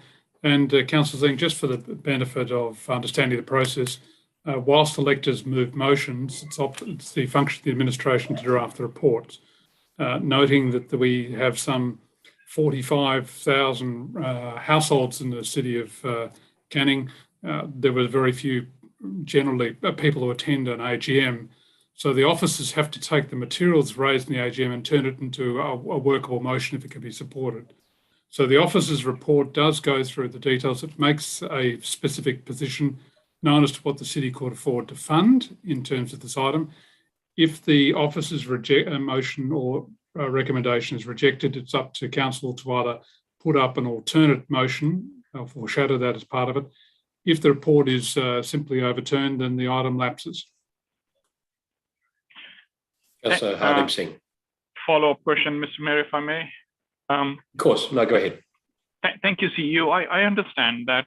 Where I'm coming from is there is a motion which has been put by and everyone supported it, and the council is not even getting the opportunity to vote on that motion. Maybe we will all reject it. Maybe we'll all accept it. It's good to hear officers' recommendation that officers, let's say, city cannot afford it, city will not support it, but at least council should have the opportunity to vote on the original motion. I mean, right now we are adding an extra step that a councillor has to put a foreshadow motion just to bring the original motion in front of the council. So it doesn't seem very right to me. That's why I'm raising it. I mean, at least we should get the opportunity to vote on what our citizens requested during the ordinary council meeting. So I'll leave it there. Thank you, Councillor Singh, for your comment in relation to that. Councillor, is there any questions in relation to this item before we move on? Yes, me, please. I have 3 questions. Councillor Amanda Spencer-Teo, go ahead. Thank you. In the officer's recommendation point 2C, it says reviewing the terms and conditions. Once those terms and conditions are reviewed, would that be coming back to council or will that just be done? Director McQuaid, are you there? Oh, there you are. Hello. You look a little bit like, let me see. The battery's running low. Oh, sorry, go ahead. It's all right. I've got it plugged into the car. I apologise. Councillor Spencer, I was going to say you look like the Bohemian Rhapsody video. Just my Go head. ahead, sorry. Councillor Spencer-Teo, thank you for the question. No, it wasn't intended that the terms and conditions would come back to council. That's an operational matter in how we deal with it. The intent, obviously, in reviewing the terms and conditions is to reflect the change in capping of the funding if the recommendation is supported. And as per, I can't remember exactly which point it is in the report, but also ensuring in the report that successful applicants who install CCTV would also add that to the CAM map system, which currently isn't specified in the thing. So they're the main changes we'd be looking to make. Yep, I like that, I have to admit. But what I also like about Vic Parks, which I can see we're kind of modelling this system on that, is that it has to be installed by a licensed security company, because my concern is that anyone can go to Costco or Officeworks and buy a DIY. So I just wanted to make sure that in that review that will also be picked up, that it will have to be installed by a licensed company. Currently, thank you, Mr. Mayor. Currently, the city's current terms and conditions for the SIS program actually do require the CCTV to be installed. All security aspects have to be installed by a professional installer, not just a home buy. Awesome. So that will be carried through if this one gets adopted by council. Also, with the latest program that we did, I think the budget allocation was $20,000, and that's been fully expensed. Did anybody miss out? Were we oversubscribed with that round? Yes, we were. We've received 29 late applications since it closed in November, and we're holding those over until the next round. So I think most of the rounds have been oversubscribed. And were they mainly CCTV or were they like security locks and things like that? Do you know? I'll have to take that question on notice and come back to you. Because they could potentially cash in. Instead of getting 100, they could get 500. So that's awesome. Okay, that's it for me. Thank you. Thank you. Councillor Holland first, and then I'll come back to Councillor Hardeep Singh. Councillor Holland. You're saying here increase the funding as part of the budget, and that's to be funded through an increase to the security level. What is the increase to the security level levy? Director? Thank you, Councillor Holland. We are yet to obviously do the modelling on the security levy. If we were just looking at an increase of the security levy for this, I believe it was 1.3% or something like $1.84. But I might ask Shane Mallon just to answer that question, if I may. Mr. Mallon, are you available? Evening all. Thank you, Mr. Mallon. Yeah, I'll have to double check that. I think Sarah's pretty close, but I'll double check that and confirm. I'll try and do that now. Thank you. We'll take that on notice. Councillor will come back to you on that. Thank you. Councillor Holland, yes? Yeah, because it's all right to come back to it. Yeah, it worries me that we're going to be putting something through, an increase to the security levy on everybody's household, but we're not going to be telling them what we do, and then we're going to just do it later on. I think it's irresponsible if we don't put that amount in there so people know what it is. And I'm voting on something here that I don't know what it is. We'll have that information obviously by next Tuesday in relation to those costings you're asked about. We'll get that to you in the next day or so. Shouldn't that Dr. be in the McQuaid, motion? can I get you just to? Not sure if that's necessary, but I'll ask Director McQuaid. Director McQuaid, should that be in the recommendation? I guess because if you indicate, we can put it in the recommendation, but if you put it in the recommendation and we said increase it by X%, which, let's use 1.3 as the example, the piece of work that hasn't been done and will be done obviously as part of the operating expenditure budget set up will there be required to be a further increase to the security levy? So we can put it in as a percent, but we still need to do that work internally to look holistically at the security levy. Well, shouldn't that have been done now before that you're asking me to vote on something which you asked me to put an increase but not tell people what the increase is? Council should not be doing that. It's certainly not what I learnt when I did my WALGA training. I guess we could remove the reference to the security levy and ask council to put in an increase of $80,000 as part of the 2022-23 operating budget.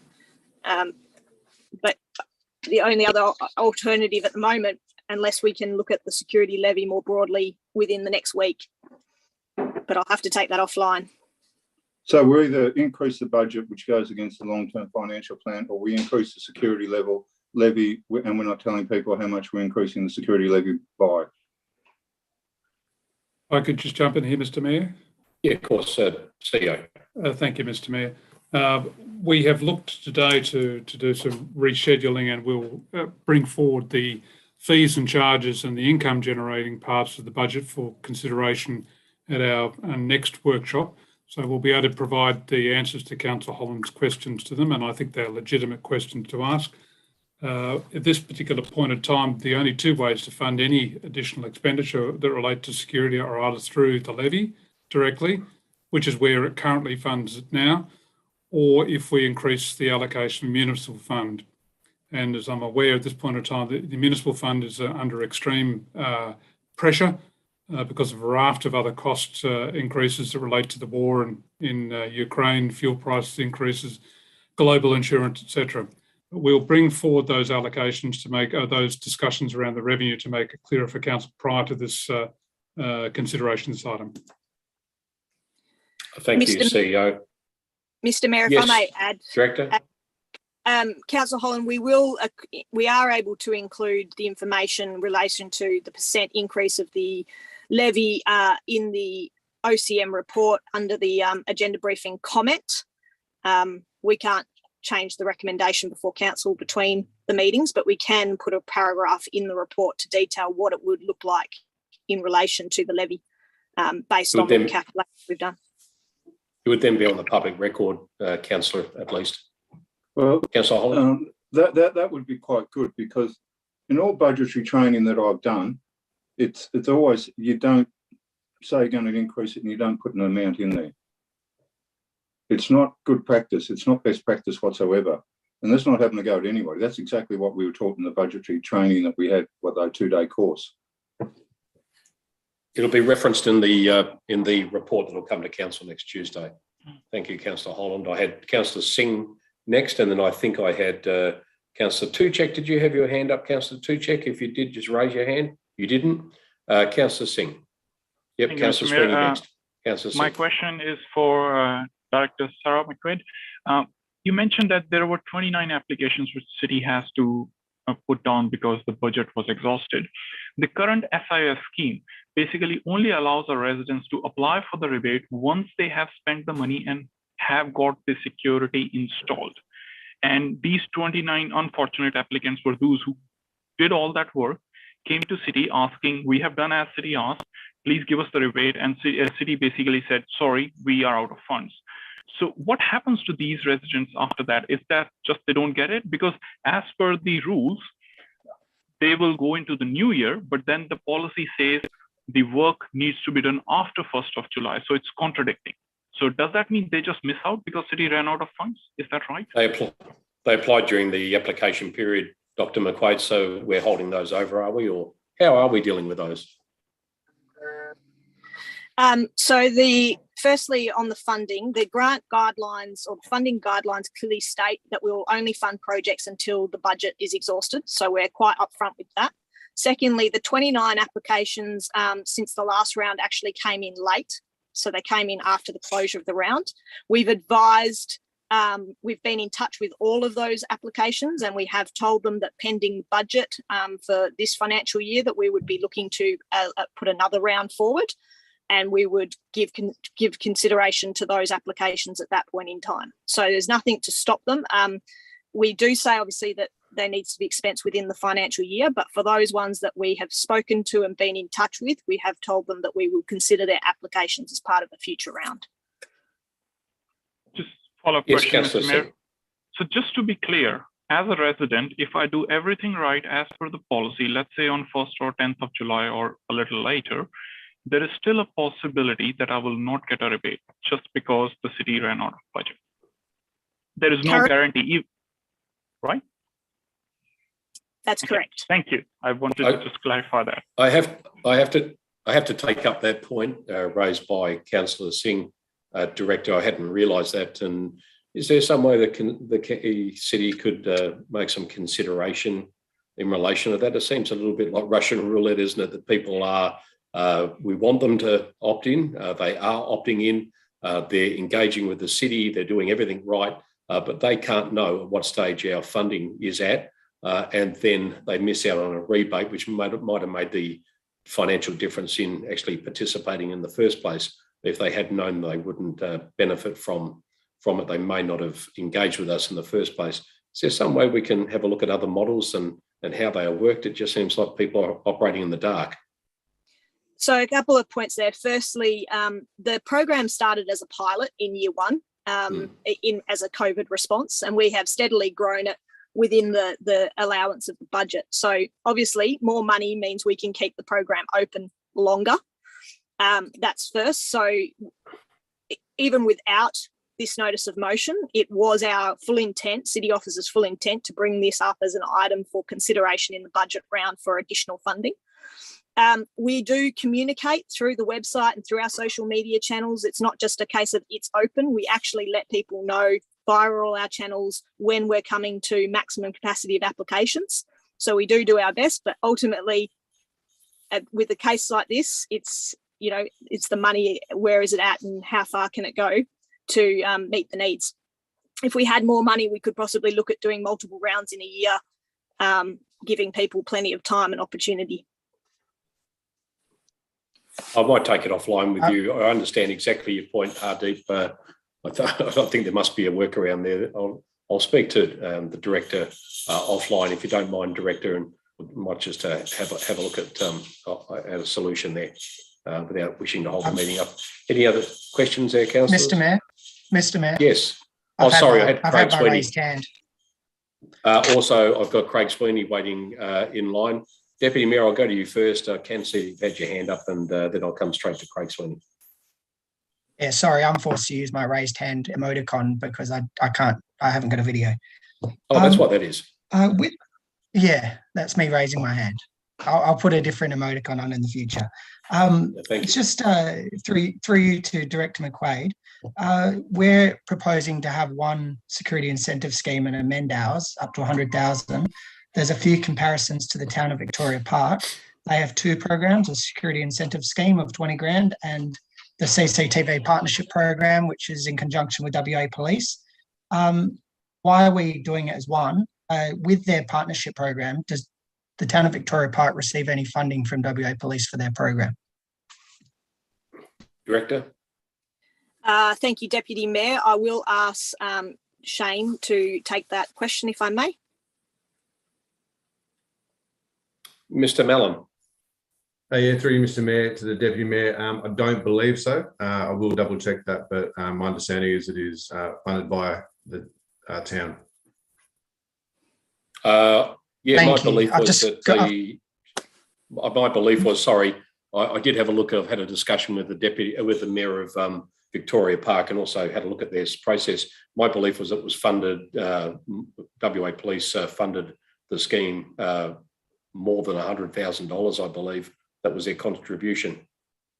Can we check into that, please, and come back to council? My next question, following on from that, given that these sorts of programs are, as I've said many times, are state-based responsibilities, has any representations been made by the City of Canning to our state MPs about reinstating state-led CCTV funding and security schemes? Mr. Mallon. The short answer is, through you, Mr. Mayor, no, not at this stage. As Sarah mentioned, it's mentioned in the report, this was a pilot program that has steadily been building momentum, has been quite successful. But yes, that is something that we can do, and I will take the other part of the question on notice, just verifying the contribution to the Vic Park scheme. By WA Police. Thank you, Mr. Mallon. Yes. And just lastly, paragraph 47 of the report states that this would be more fiscally responsible and manageable and is aligned with the city's long-term financial plan. The corporate business plan that we endorsed a few months ago had $20,000 a year over 4 years for this program. We're now increasing that fivefold to $100,000. 2 months after we endorsed that line item, I'm not quite sure how that comment reconciles with the facts, and especially given that we're currently not replacing dog fences, because as before, as the interim CEO said, due to pressure on municipal funds, I'm just a bit surprised that this recommendation has been made, especially when it's a state government responsibility. CEO. Thank you, Mr. Mayor, and picking up Councillor Kunz's point, that's why you find the recommendation looks to increase it via the security levy rather than the municipal fund. It's not then borne as a direct cost by the residents in the municipal fund, but it's effectively paid by all residents through increased allocation security levy. So it wouldn't have an impact on the long-term financial plan. However, as Deputy Mayor does note, it is an increased cost. So someone has to pay for it if the city wishes to expand this particular program. Thank you. Deputy Sorry, Mayor, just to clarify, to the ratepayer, what difference is it through the security levy or through their rates increase? It's an increase in their overall figure that they're paying. Thank you, Mr. Mayor. Through you, to the ratepayer, there's no difference, but to the city, there is a difference in the financial position. So one is an increased form of revenue, which you gain through an increase in the security levy. The one that offsets the increased costs. The other is an increased cost with no offset unless you actually increase rates further. Thank you, CEO. I'll go to Craig Sweeney, Councillor Sweeney, then come back to Councillor Jacobs. Councillor Sweeney. Yeah, thank you.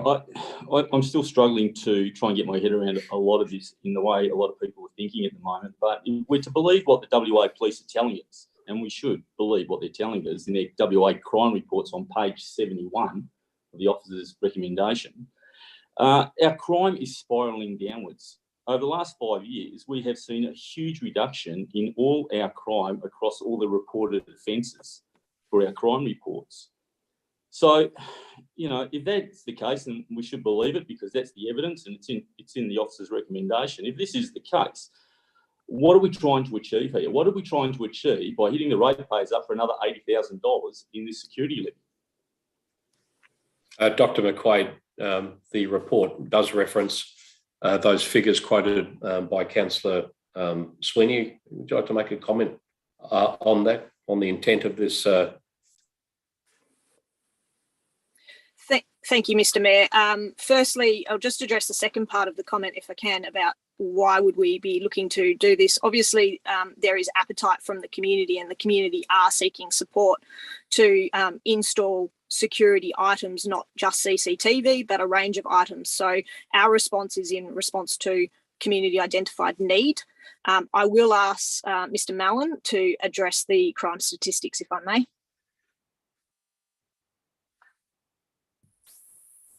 Thank you, Sarah, through Mr. Mayor. The inclusion of the crime stats, do tell that story, Councillor Sweeney. They were included in this report to give a little bit more context to the crime stats that were quoted as part of the notice of motion.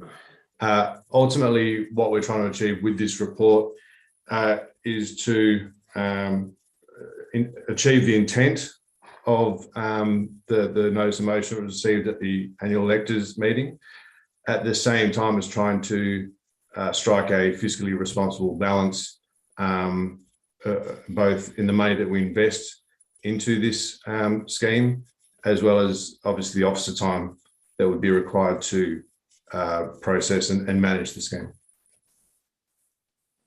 Councillor Sweeney?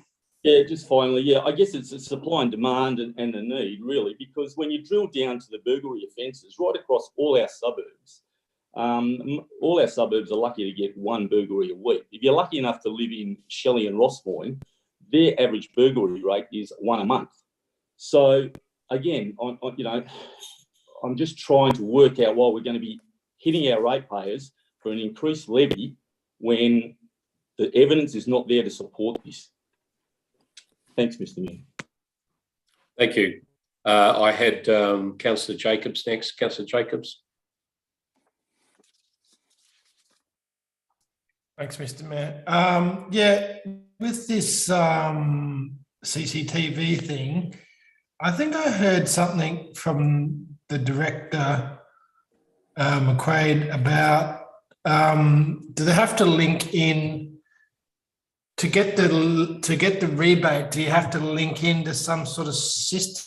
Did I hear that? Did I just finding it hard to pick you up there? Your question is to get the what? The rebate for setting up, if you say, for example, if you set up a CCTV system in your house, is there, apparently there's some sort of system, I think the system that she was referring to was, I think it's the police have got a system that you can share your CCTV footage live with them. Is it, if you get a rebate, do you have to do that, or you can do whatever you like? Director. Thank you, through you, Mr. Mayor. The system you're referring to is CamMap. And yes, at present, we don't have it specified that you are required to register your device with CamMap. The recommendation is that we would, in reviewing the terms and conditions, we would specify that as a condition, which effectively would allow WA Police to contact residents with camera footage in the area. If there were a crime to occur in a specific street, they would be able to ascertain who has CCTV and go and speak with those residents about accessing that footage. So at the follow up, Mr. Mayor, if that's right. Yeah, go ahead. So at the moment, the police don't know what they've got. We know, do we keep a record of, obviously we keep a record of who we've paid out to. So we have like a little bit of a list. We just keep the list for ourselves, and then the police do their own things. That's pretty much at the moment, right? Yes, not integrated, I believe, Director. Yes, that's correct. We keep a record, obviously, with everyone who we provide the financials to, but unless they choose themselves to register it with CamMap, no, WA Police would not have knowledge of that, and that's why we have said that that's an opportunity for improvement in the program. Thank you. Thank you, Councillor Jacobs. Councillor Spencer-Teo. Thank you, Mr. Mayor. This is probably for either Director Bride or CEO Kane. Just back on our strategic community plan, could you just refresh my memory? Was it the number one feedback from all of the surveys that we did from the community? The number one feedback, as I recall, please correct me if I'm wrong, was that our community residents wanted to feel safe, that they thought that crime was an issue. CEO, I might ask the CEO. Unless, Graham, you're able to provide a response. Thank you, Mr. Mayor. It was a very high level, and I'm pretty sure Councillor Spencer-Teo is right. It was one of the areas of the highest priority for the residents. So it could be safe to say that although our crime is going down, our residents still believe or feel that crime is an issue, and this could be one of those ways to address that. That would be correct, Mr. Mayor. This is just one of the proposed measures to address crime. Obviously, the other ones relate to improved lighting, which is the LED project we have council previously consider, maintaining the city security service, which is something we will fund during the course of the budget. Thank you. Thank you. Thank you, Councillor. Anything further? Councillor Holland. Yes, Mr. Mayor. Look, I just want to get my head around this CAMAC business. So if I put up the CCTV in my home and register there, have they got access to my CCTV? No, they don't. What they do is they actually map across Western Australia, the urban areas. They map where all the cameras are on an opt-in basis. So if you and your wife did put up your own CCTV system and you wanted the police to know that you are that you do have CCTV, if there ever was some sort of terrible incident in your street, the police would know to contact you just in case your cameras happen to pick up that car driving past or the perpetrator running up the street. So no, they don't have access to your system. Okay. They just know that you have cameras that might assist them if they're investigating an incident in your street. And did I also read it right that to get the rebate, I have to have this professionally installed? I believe that's the case, Director. Yes, through you, Mr. Mayor. Yes, the current requirements is that it does need to be professionally installed. Why is that so when I can go to Bunnings and just get a clip-on one and they're Uniden, they're remote, they can use the phone, there's no installation, there's no wires, it's wireless. Why do I have to get a professional to come and spend $300 or $400 to put it up there when he doesn't have to install anything? Mr. Mallon, I'll ask Mr. Mallon to answer that, but I assume it is about quality of the system and ensuring quality of the system, but I'll direct that to Mr. Mallon if I may. Mr. Mallon, just the reason for that requirement, Councillor Holland's right, it does add a significant expense to residents. Yeah, and through you, Mr. Mayor, Sarah's correct. It's to ensure that they meet a certain standard. They're installed by a licensed professional with the appropriate security licenses to ensure that when we're investing in private systems, we're ensuring optimal quality. And also when it comes to things like CAMMAP, those systems need to be a certain resolution, etc. But that resolution doesn't have to, because I don't have to register with CAMAC. And the other thing about it being a certain quality, people can, like the Uniden wireless is quite a good quality. It's a very good quality. But I'm going to be spending $300 on the installation and $150 on the cameras. There's the other point on that. How can you say on quality, who's going to determine the quality just because it's professionally installed, when I can go down to Bunnings or somewhere else and get a very, very low quality one, which is wired, but it is nowhere near up to the standard of the Uniden wireless one. Did you need to disclose anything in relation to Uniden, Councillor Holland? You know, shares in the company or something? No, Mr. Mayor. But seem very keen on the system. That model is actually quite an expensive one, and it is quite a high quality one, but it does not require installation. I take your point, Mr. Mallon. I think the point being that you can actually buy a very cheap system and have it professionally installed and still have poor quality vision. So we're just wondering, is that a deal breaker, the professional quality of it? As Councillor Holland rightly explained, you don't have to opt into CamMap anyway. And are we actually determining on the application a specific resolution for these cameras anyway? Are we actually requiring people to buy cameras of a certain resolution and standard? So not currently, although the professional installation through the licensed professional is a quality assurance measure. For the few councils that do incentive schemes like this, that does seem to be the standard. I take the point that there's cheaper versions out there. It is really about my original answer when investing this money back into private systems and target hardening. We want to ensure optimal quality, and that's the reason for it. That is a part and a condition of our current scheme as it is. Yes, but the wireless one is top quality. Wireless on anything nowadays. Look at Wi-Fi. It's wireless. It is the top quality. This is top quality stuff. And I don't understand why you're not going to allow me to go out and buy this wireless one and get a rebate.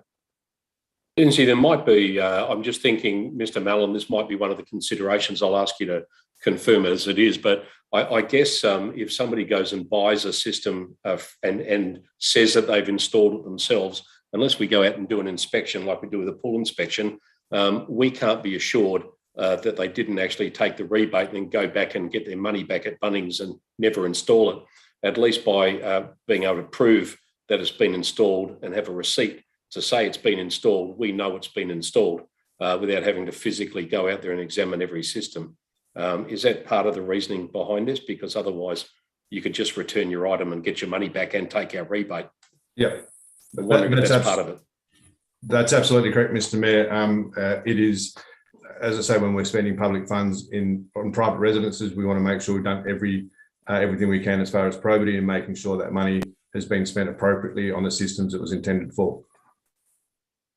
Why can't I just show the receipt for the wireless thing, the wireless camera? Because you can take it back, but you can take it back to the retail store.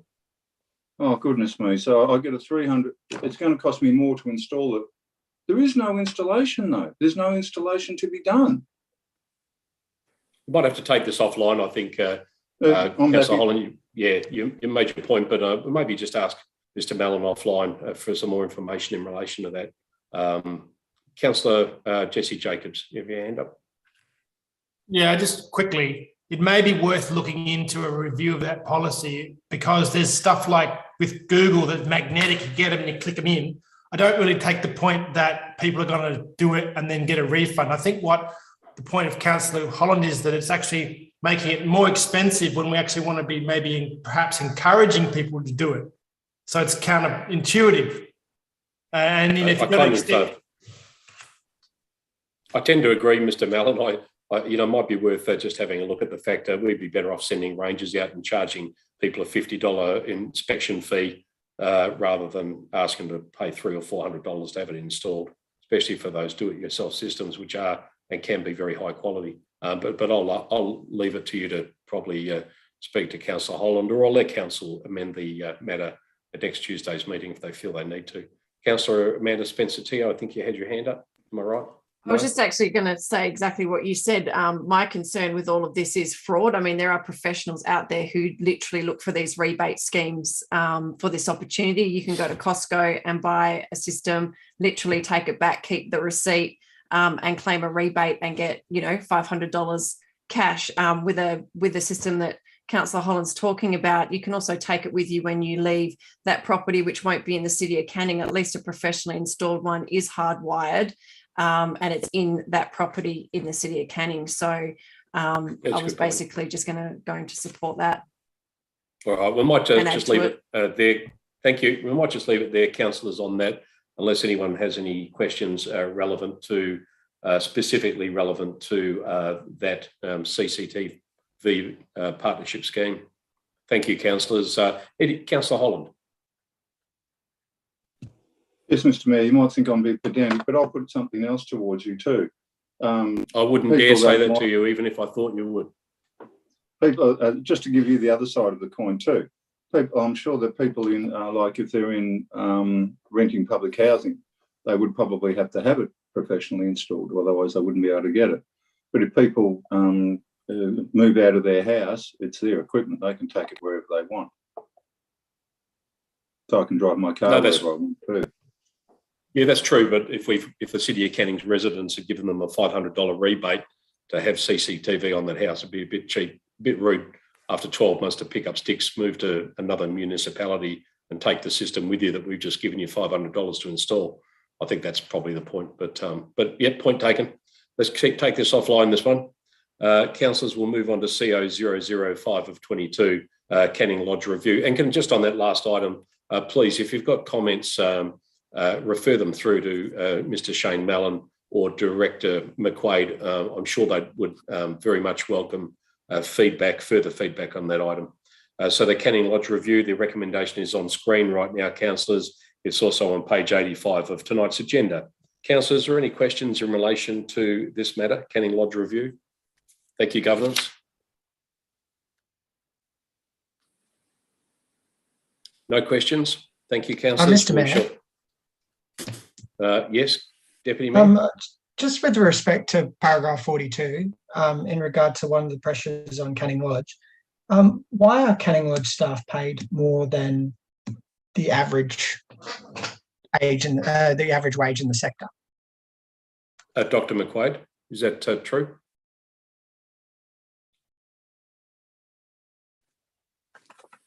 Apologies, Mr. Mayor. Could the Deputy Mayor please repeat his question? I just logged out slightly then for a moment. He was just asking why it appears from the report that the staff at the lodge are paid more than the average wage of employees in the sector. Deputy Mayor, that encapsulates the question. Yeah, all were, as per paragraph 42 of the report. Paragraph 42 of the report. Yep. Our staff, the Canning Lodge staff, are on city wages, and our salaries were and still in some areas are comparably higher to what the not-for-profit sector pay their staff, particularly when it comes to the penalty rates paid. That's in essence, it's the local government salaries versus the not-for-profit, which is the majority of the sector. Thank you. Deputy Mayor, anything further? I was just going to ask one thing. I'm not sure if I saw it in the report, was a bit of contextual history as to why the buildings are built the way they are. My memory is it was part of the Association of the Blind. I just thought that might be good context for people. Director. Thank you, Deputy Mayor, through you, Mr. Mayor. I'd have to have a look into the broader history, but my understanding is the way that the buildings are built the way they are is because it was initially built as a lodge, which by its name is a low care facility. It was catering to a much younger population when it was first set up over 20 years ago. And it was really set up for people to come in and then they'd probably move on to higher care facilities. The very nature of residential aged care now is that it is people coming in much later in life with much higher acuity, so they're staying at home a lot longer. But yeah, so the facility was set up to be a home-like environment for residents who were highly mobile. Thank you. Deputy Mayor, anything further? No, I've got nothing further. Thank you. Councillor Jacobs. Thanks, Mr. Mayor. Is this? I think we're wanting to get out. If I'm just trying to think, like, if you're in the business, what would be your motivation to get this? The new providers are getting new facilities, bigger facilities. Can you just, someone in the director or manager, tell me what do they anticipate the motivations of someone fitting this interest would be thinking? Because I'm having trouble, Mr. Mayor, thinking about why would someone do that? Because it's not big, it's quite small. Your costs will just be going up. Potential suitors, Director, you feel that there's a few? We do believe that there will be interest in the facility, and we base that on a local government who has recently gone through a process with a similar size facility to Canning Lodge. And we understand they received quite a number of respondents to their EOI. I guess the difference is as the report details, we're the only one within our kind of region that only operates a single facility. So the economies of scale that larger providers have, they generally operate multiple sites, multiple facilities. They can benefit through the economies of scale. And obviously with the recommendation around looking at the parcel of land, there would be obviously possible opportunities future down the track, I guess, for some potential redevelopment of the facility over a period of time. Yes, follow-up question, Councillor Jacobs. Thank you, Mr. Mayor. So what's to stop us to saying we don't want to do it, we're out? If this doesn't go ahead, why don't we just say we're getting out, we're selling? I mean, I think from answers I've heard before, we can't do that because we're contracted to the people that are in at the moment. Is that correct? Correct. Through you, Mr. Mayor. The recommendation before council is to seek an EOI and to look at transitioning the business to a third-party provider because, that effectively does retain the residents at the heart of the process and ensures their continuity of care and their ability to stay in the facility longer term. There is, by all options, an option is that the city could look to work with each individual resident to identify an alternative provider for them to move to, and we would support them through that on a one-to-one basis. That is an option. But I think what we're recommending at this stage is undertake the EOI, ascertain whether there is interest in the market to work with the city and to, I guess, maintain that site as a residential aged care facility for a longer term. And then, should that not present options, then we can look at other opportunities for council to consider.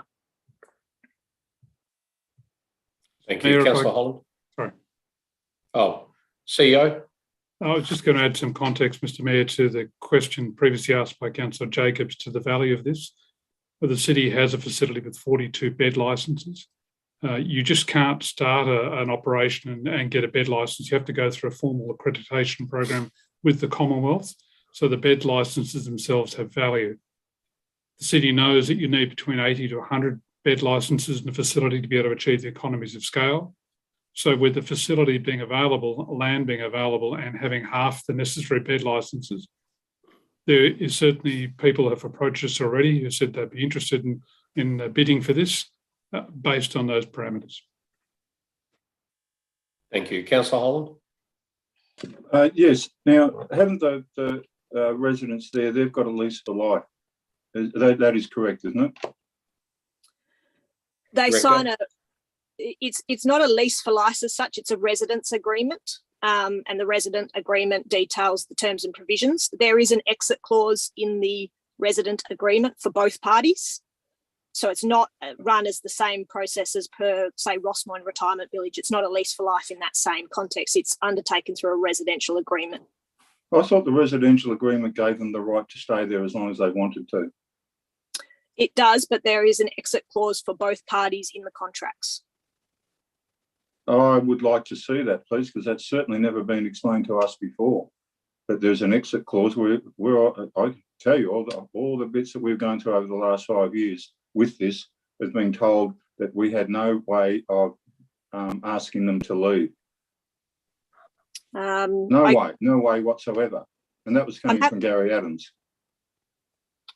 I'm happy to pull the relevant.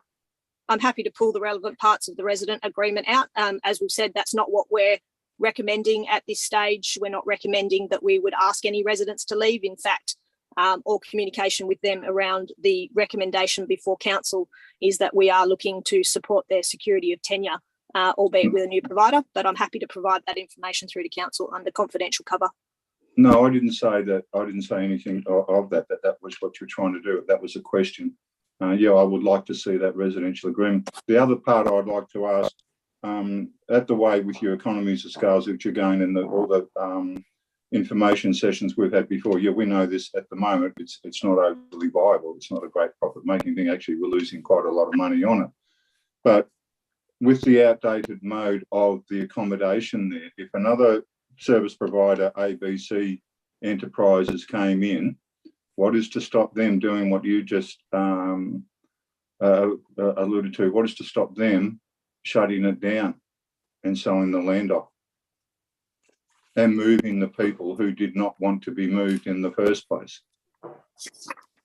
Director, what assurances can be provided to council? CEO, I'll get you to chime in there. Yep, thank you, Mr. Mayor. I said the process through the EOI can specify terms and conditions the city wishes to adhere to, and it can also be through a process of the tender itself, that no final tender is accepted until acceptable development plans, etc., are provided to the city's satisfaction. So we can condition all of this to ensure that the residents are looked after at all stages of the process. The bed licences can't be removed from the city, and no one is left worse off than they are at this point in time.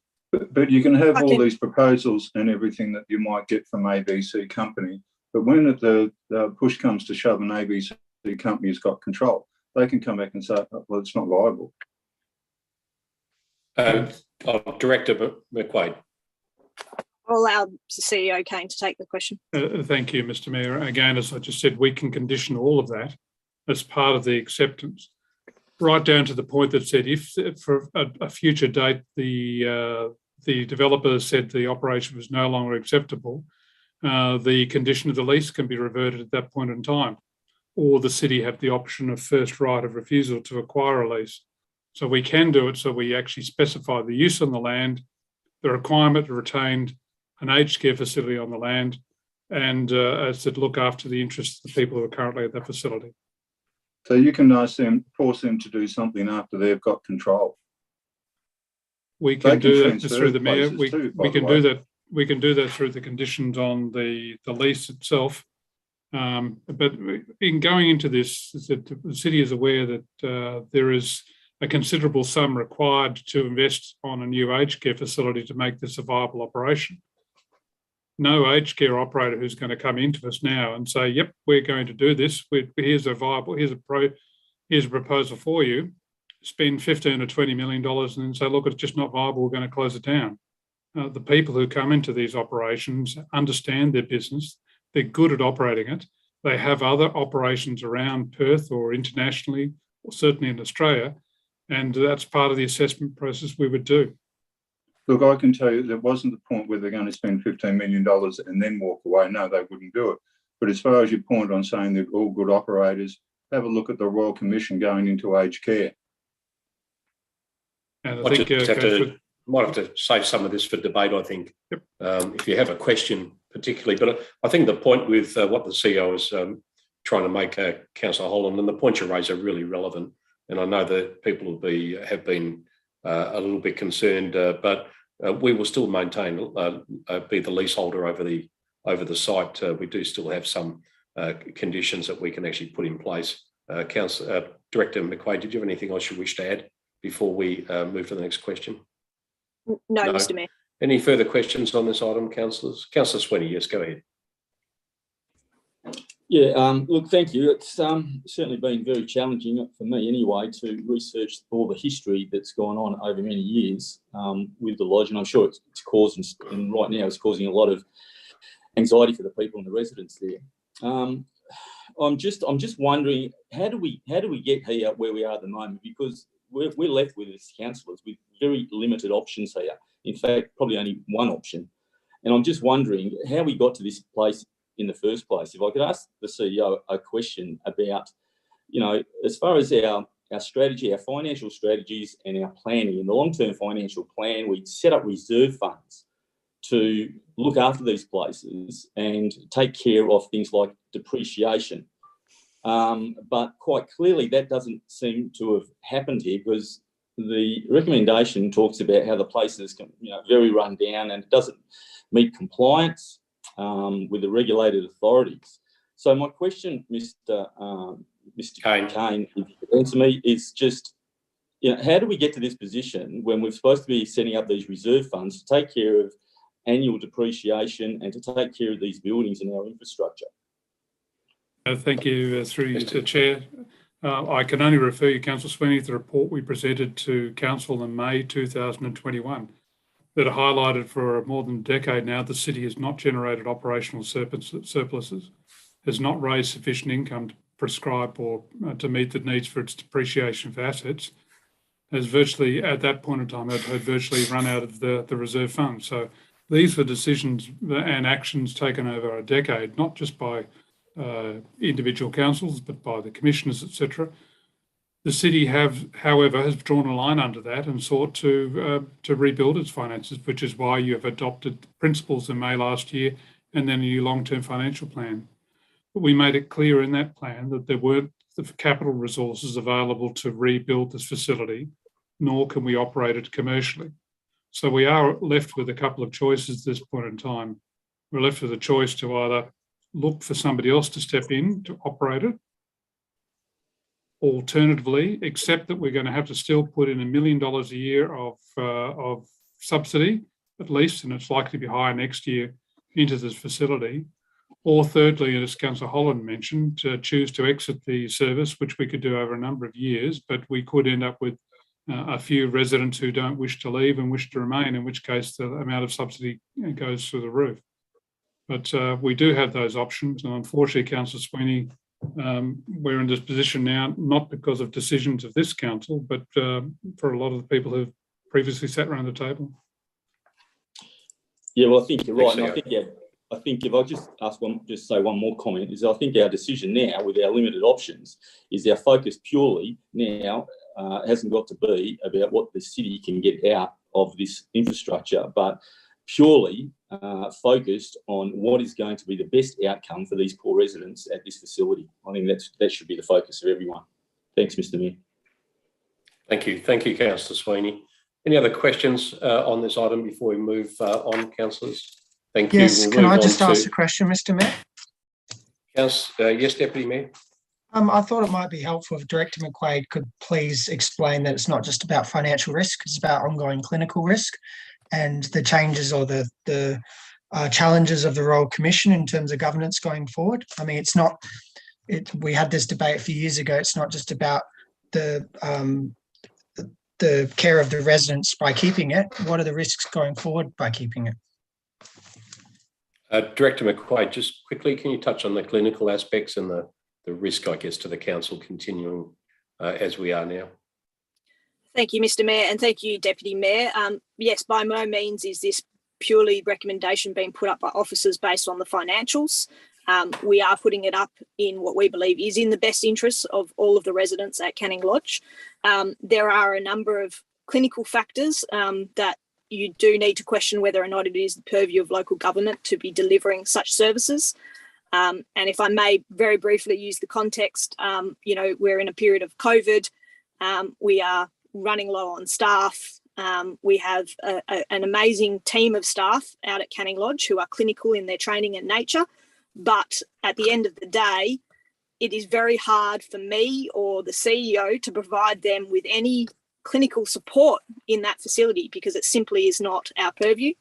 The Royal Commission, as Councillor Holland has touched on, has raised, it's aged care is a sector in need of review, particularly across its governance and clinical care. I do believe that the city has done its very best to deliver good clinical standards for the residents, but already we're seeing increasing acuity. A number of residents who have approached us over the last little while, we haven't been able to accept simply because we're not set up to support their level of clinical need. And we need to be realistic about that. And obviously the changes that are going to come through with the Royal Commission and the review of the Royal Commission of the Aged Care Act, there will be greater expectation on local government elected members who are operating, local governments that are operating RAC facilities, and an expectation that the elected members themselves are able to contest to the delivery of that service on a more detailed basis. That's where it's moving. That's the recommendation, is that they have independent boards overseeing them. So there is going to be a lot more profile and spotlight on how these facilities are run, and that is for the better.